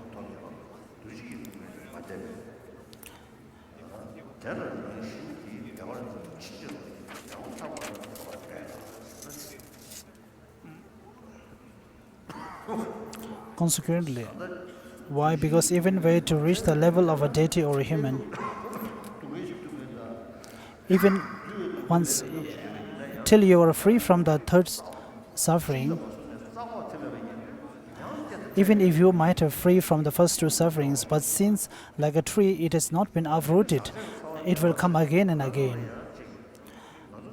The rough and the normal pleasures, the pleasant feelings that we normally experience from the materials, not just from the facilities of the material, but even from mentally meditating and stabilizing. But even if we aspire, if we wish and feel joy about this kind of pleasant feelings, but if this kind of feeling is really a profound and ultimate happiness, to engage in it for more and more, the happiness has to grow, but that is not the case here. The many things which appear as happiness to us, but in reality it's a nature of suffering. For example, when you buy some new things, first it appears very attractive and new, and you feel it feels we are fulfilled by it, our wishes are fulfilled. But as the time goes on from year to year, but then again you feel a dislike towards it, and you feel very disturbed upon seeing it. So most of those pleasant feelings that arise out of the material things, but are not ultimately happiness. So this is very clear. So that even if you have the higher rebirths of humans and the gods and goddess, even you have the pleasure, pleasant feelings of any kind, they are all not beyond the elimination, not beyond the free of the third sufferings. Because even were you to reach the level of a deity or a human, you will be mistaken. If you believe this to be pleasure by nature, since you would still not have escaped the suffering of conditionality. Therefore, in reality, you will have no happiness whatsoever. Your life will still come to a bad end, for you will surely fall into a miserable realm again. A human or divine lifetime is like resting on a precipice just before falling into the abyss. Engaging in the bodhisattva deeds, after repeatedly coming to heavy rebirths and experiencing much joy there, you die and fall into the protracted and unbearable suffering of the miserable realms. Chandra Gomin's letter to us, you who reel constantly in cyclic existence, yet who enter a heavy realm mistaking mere calm for happiness, will certainly wander helplessly through hundreds of like and unlike realms. Subsequently, you have to become thoroughly disenchanted with the happy realms as you were with the miserable realms. As Arya Deva's 400 stanza says, high states frighten the wise as much as hell. Rare is the state of existence that does not terrify them. Also, the verse summary of the perfection of wisdom in 8,000 lines says, those whose minds are attached to the cyclic existence will continue to wander there constantly. The letter to a student, the more you conceive all things as happy, the more dense the darkness of your delusion becomes. The more you conceive all beings as suffering, the more the darkness of your delusion lessens. The more you contemplate what is pleasant, the more the flames of attachment spread. The more you contemplate what is unpleasant, the more the flames of attachment abate. From beginningless time, you have been conditioned to believe that the wonders of the cyclic existence are sources of happiness, and you have habitually projected upon them a false image of beauty. But if, as a remedy, you train yourself to meditate on suffering and unpleasantness, you will put an end to those wrong ideas. Chandra Gomin says that if you neglect to meditate on this, ignorance and attachment will increase, and you will. And what is the factor that bound us to the samsara is the karma and ignorance. There might be a section of karma, but which is not being discussed here. So this is the one which the bound here. But then where we are being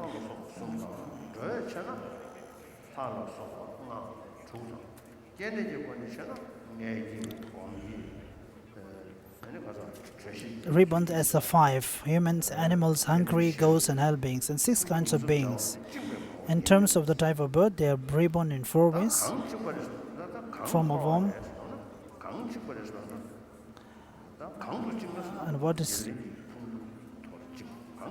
and where we are born in the samsaric human body, and in our mind, the feeling of the self-centered feeling of feeling the I as the most important.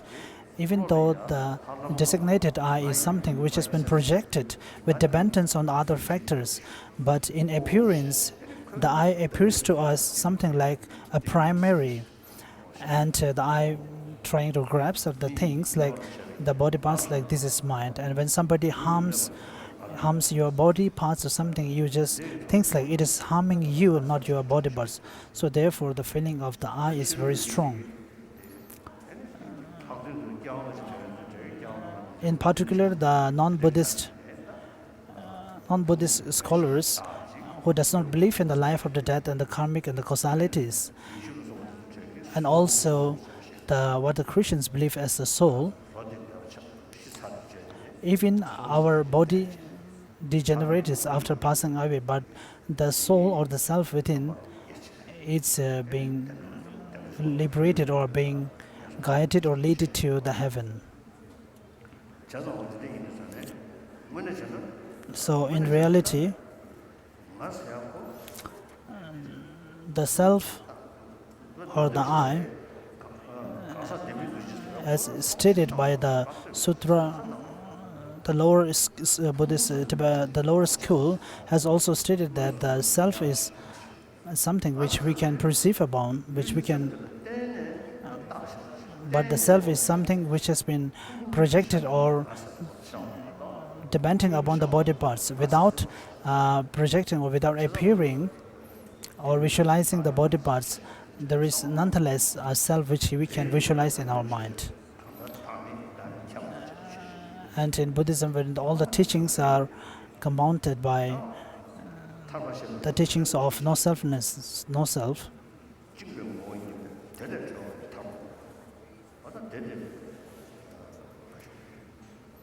since this is the nature of bondage, freedom from rebirth impelled by the karma and the affliction is liberation. And the desire to obtain that freedom is the mind intent on liberation. So from the clutch of the ignorance and the karma, and to liberate it from it is the real nirvana. So the real liberation is to be liberated or to free oneself from the clutches of the ignorant and the karmic causalities.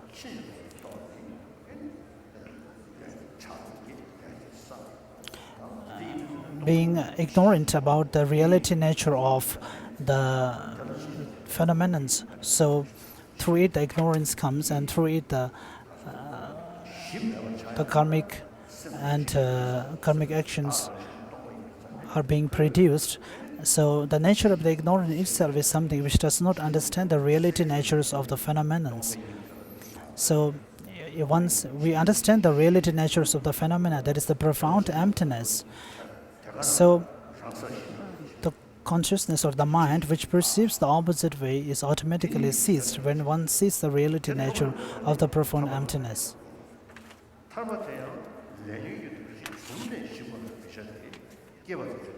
But in page number 268, moment by moment the compositional activity of the karma and the affliction arises and is destroyed. But this destruction is not liberation. Though things that have been produced do not abide for a second moment, this destruction is not contingent upon conditions for liberation. Secondly, the method for developing the mind intent or liberation, the desire to relieve the suffering of thirst, is based on saying that you do not want to be tormented by thirst. Likewise, the desire to attain liberation, which relieves the suffering of the aggregates appropriate by the karma and the afflictions, is based upon saying that the appropriate aggregates are flawed insofar as they have suffering as their nature. Unless you develop a determination to reject cyclic existence through meditating on its fall, you will not seek relief from the suffering of the appropriate aggregates. The 400 stanzas. How can one who is not disenchanted with this world appreciate peace? Cyclic existence, like home, is difficult to leave behind. Developing the mind intent or liberation has two parts: reflection on suffering in its origin, reflection from the viewpoint of the 12 Tibetan arisings. This is explained in two parts: reflect on the truth of suffering, the fault of cyclic existence. Reflect on the process of cyclic existence in terms of its origin. Reflection on the truth of suffering, the fault of cyclic existence.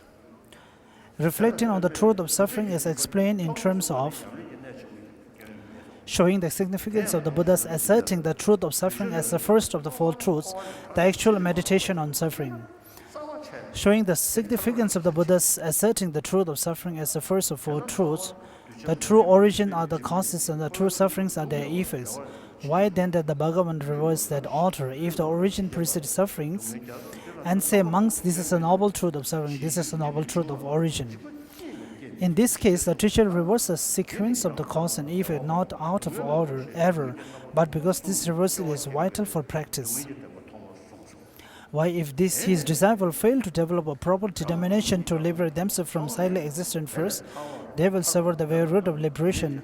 How then could he lead them to liberation? Thus, in the beginning, the darkness of ignorance ensured his students they mistook the wonders of cyclic existence, which are in fact suffering, for happiness. As for the 400 stanza says, for example, if somebody is falling ill, if you do not know if you do not understand his falling ill, then you don't know how to take medicines. And if you do not examine the illness, then how can you take the medication? You will feel that you are not ill.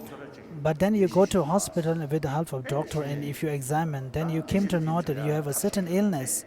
Then if there is a chance, if there is a means to cure that illness, then what are the causes and the origin of that illness? Then once you came to know whether there is a way to avert that origin, that cause, like taking medicines or trying to be taking the healthy medications and so on.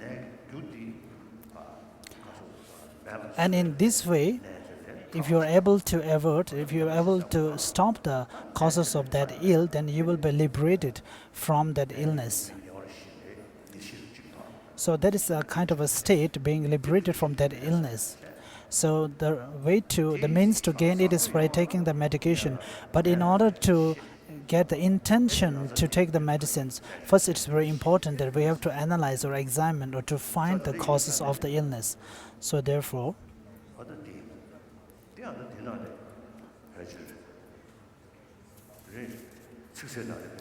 it is also stated in the elucidate words,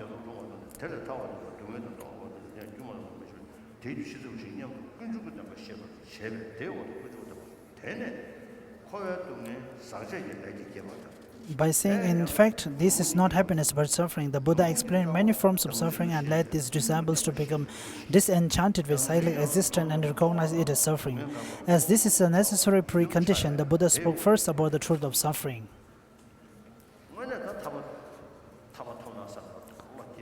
A true, genuine wish to attain enlightenment is to have a wish that the affliction emotion within you is something which we can avert and which we can completely eliminate it. So unless you have such a kind of intention, we cannot develop a genuine aspiration for attaining liberation. Page number 270. If teaching the truth of suffering promotes the desire for liberation, even if you have a wish to be free from that illness, but if you do not have the confidence that you will be free from that illness, but once you see that the cause of that illness can be eliminated or stopped, then you will gain the confidence that you will be confident that you will be free from that illness. Before that, you may get an aspiration or intention to be liberated from suffering.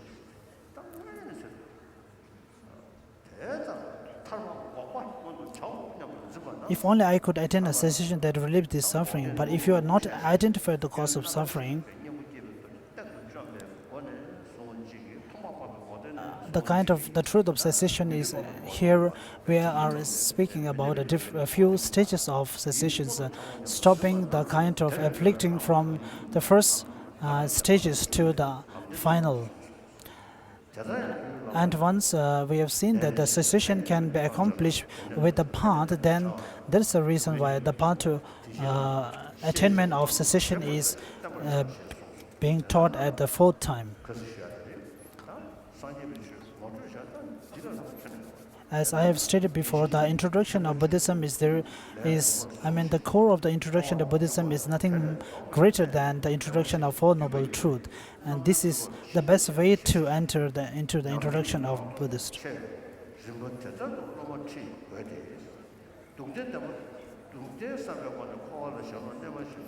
This being the case, the four truths are taught repeatedly throughout the Mahayana and Hinayana. Since the Sugata is included in the four truths, the vital points concerning the process of cyclic existence is cessation. This teaching is crucial for achieving freedom. Since this hypnotic outline of practice is important, it must be taught to students in just this order. Why, unless you reflect on the truth of suffering to the point of actually becoming revolted by cyclic existence, your desire to attain liberation will be mere words, and whatever you do will lead to the origin of further suffering. So this is very helpful. Lama Tsongkhapa is summary himself without much scriptural text. So now we're back to Midland Lamrim.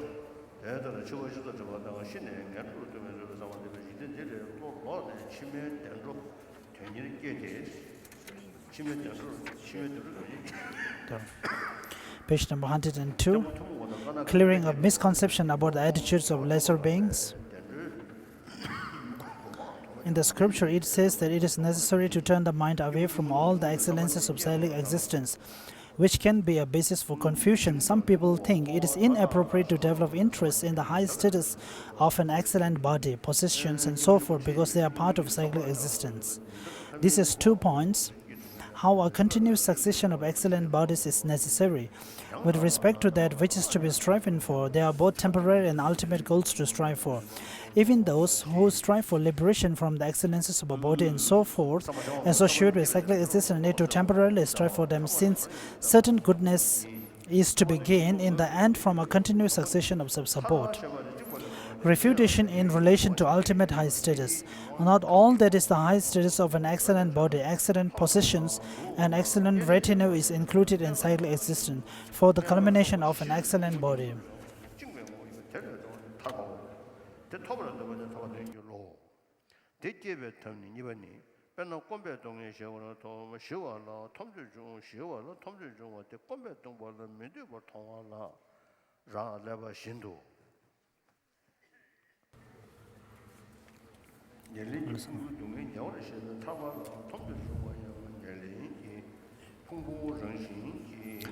And so forth is the form for the Buddha, the wealth of his field and his retinue.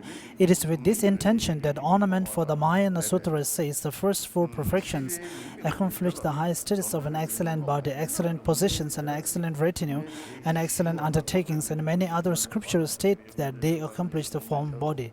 This concludes the explanation of training the mind in the stages of path common to lesser beings.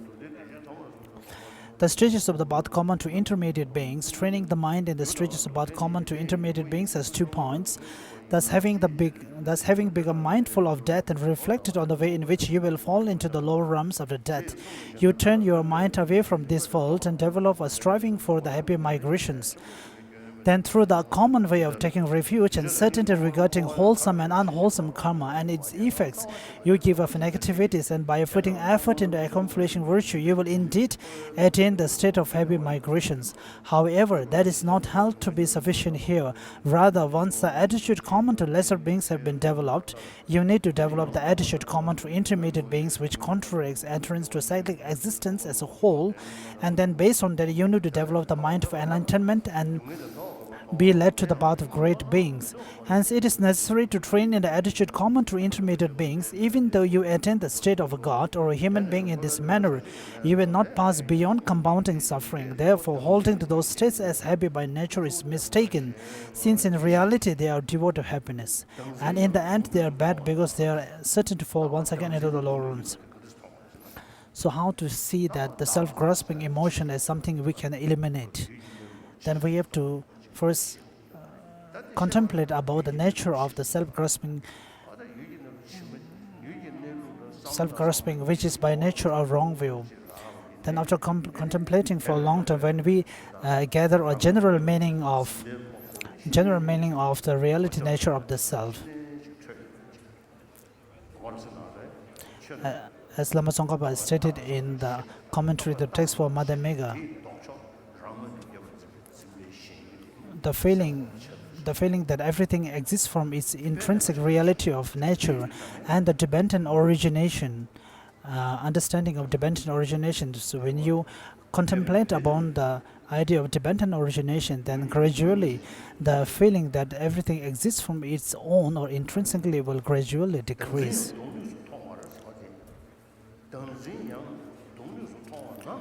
Explanation of how to develop the mind striving for liberation. The actual training in the path common to intermediate beings, there are 2. And in the grasping, there are 2, depending on the self-grasping and the phenomenon grasping. And it's stated by the Nagarjuna in the Precious Garland that as long as you have a self-grasping, then till you will be reborn in the samsara with the karmic reactions.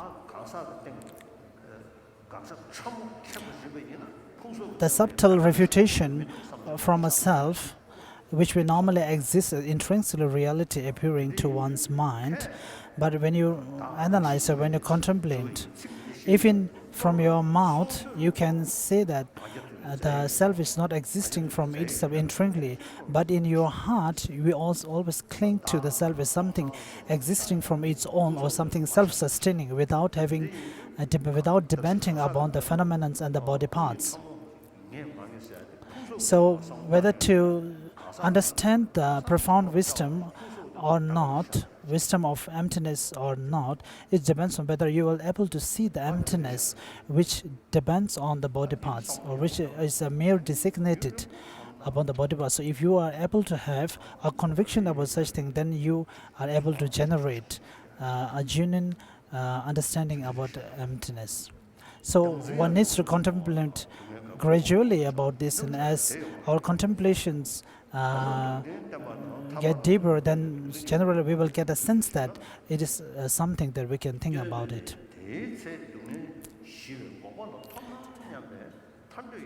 Liberation is freedom from bondage. Specifically, there are two things binding one in a cyclic existence, karma and mental afflictions, page number 104. Through the power of these two, the aggregates join. From the point of view of the realms, they do so in the three realms. The desire realm and so forth, when divided by way of migrating beings as the 5 or 6 gods and so forth, in terms of the birthplaces of worm and so on. This is the entity of bondage. Therefore, freedom from this is liberation.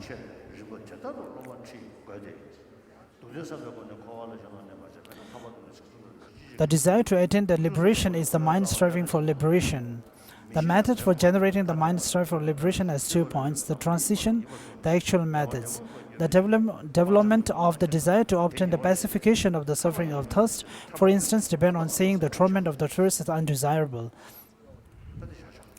So I will stop here.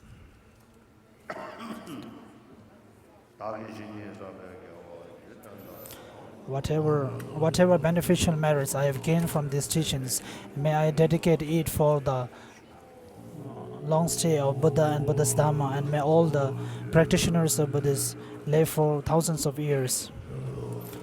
And this is the mandala offering to thank the Master for the teachings granted, and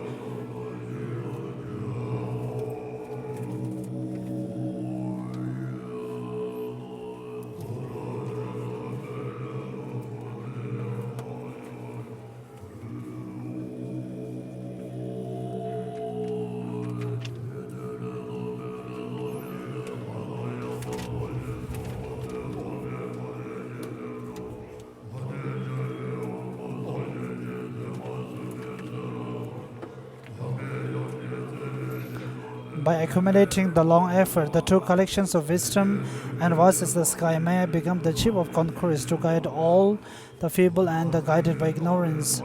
Also, all lives until I reach that point. May Manjushri look after me after I find the Supreme by completing the stages of teaching. By accomplishing, may I get the peace of the conquerors. By skill in the means inspired by strong loving kindness, may the vital points of the path that precisely I know clear away the mental darkness of beings. May I then offer the conqueror's teaching for a long time. The regions where supreme precious teachings are not spread, or where it is spread but then declined, may I illuminate the treasure of happiness and benefit the mind deeply moved by great compassion. May this treatise on the stages of power to enlightenment well comforted on the wondrous state of the conquerors and their children, by bring glory to the minds of those who want to be free, and long preserve the conqueror's achievements. As for all the preferred conditions that support the integration of the path and clear away the condition that inherit the integration, whether they are humans or not, may they never be separated in all their lifetime. May the teachings of Lama Tsongkhapa spread to all parts of the world, and his teachings also spread. And may all the obscurations related to it be all cleared, and may all the conditions be there.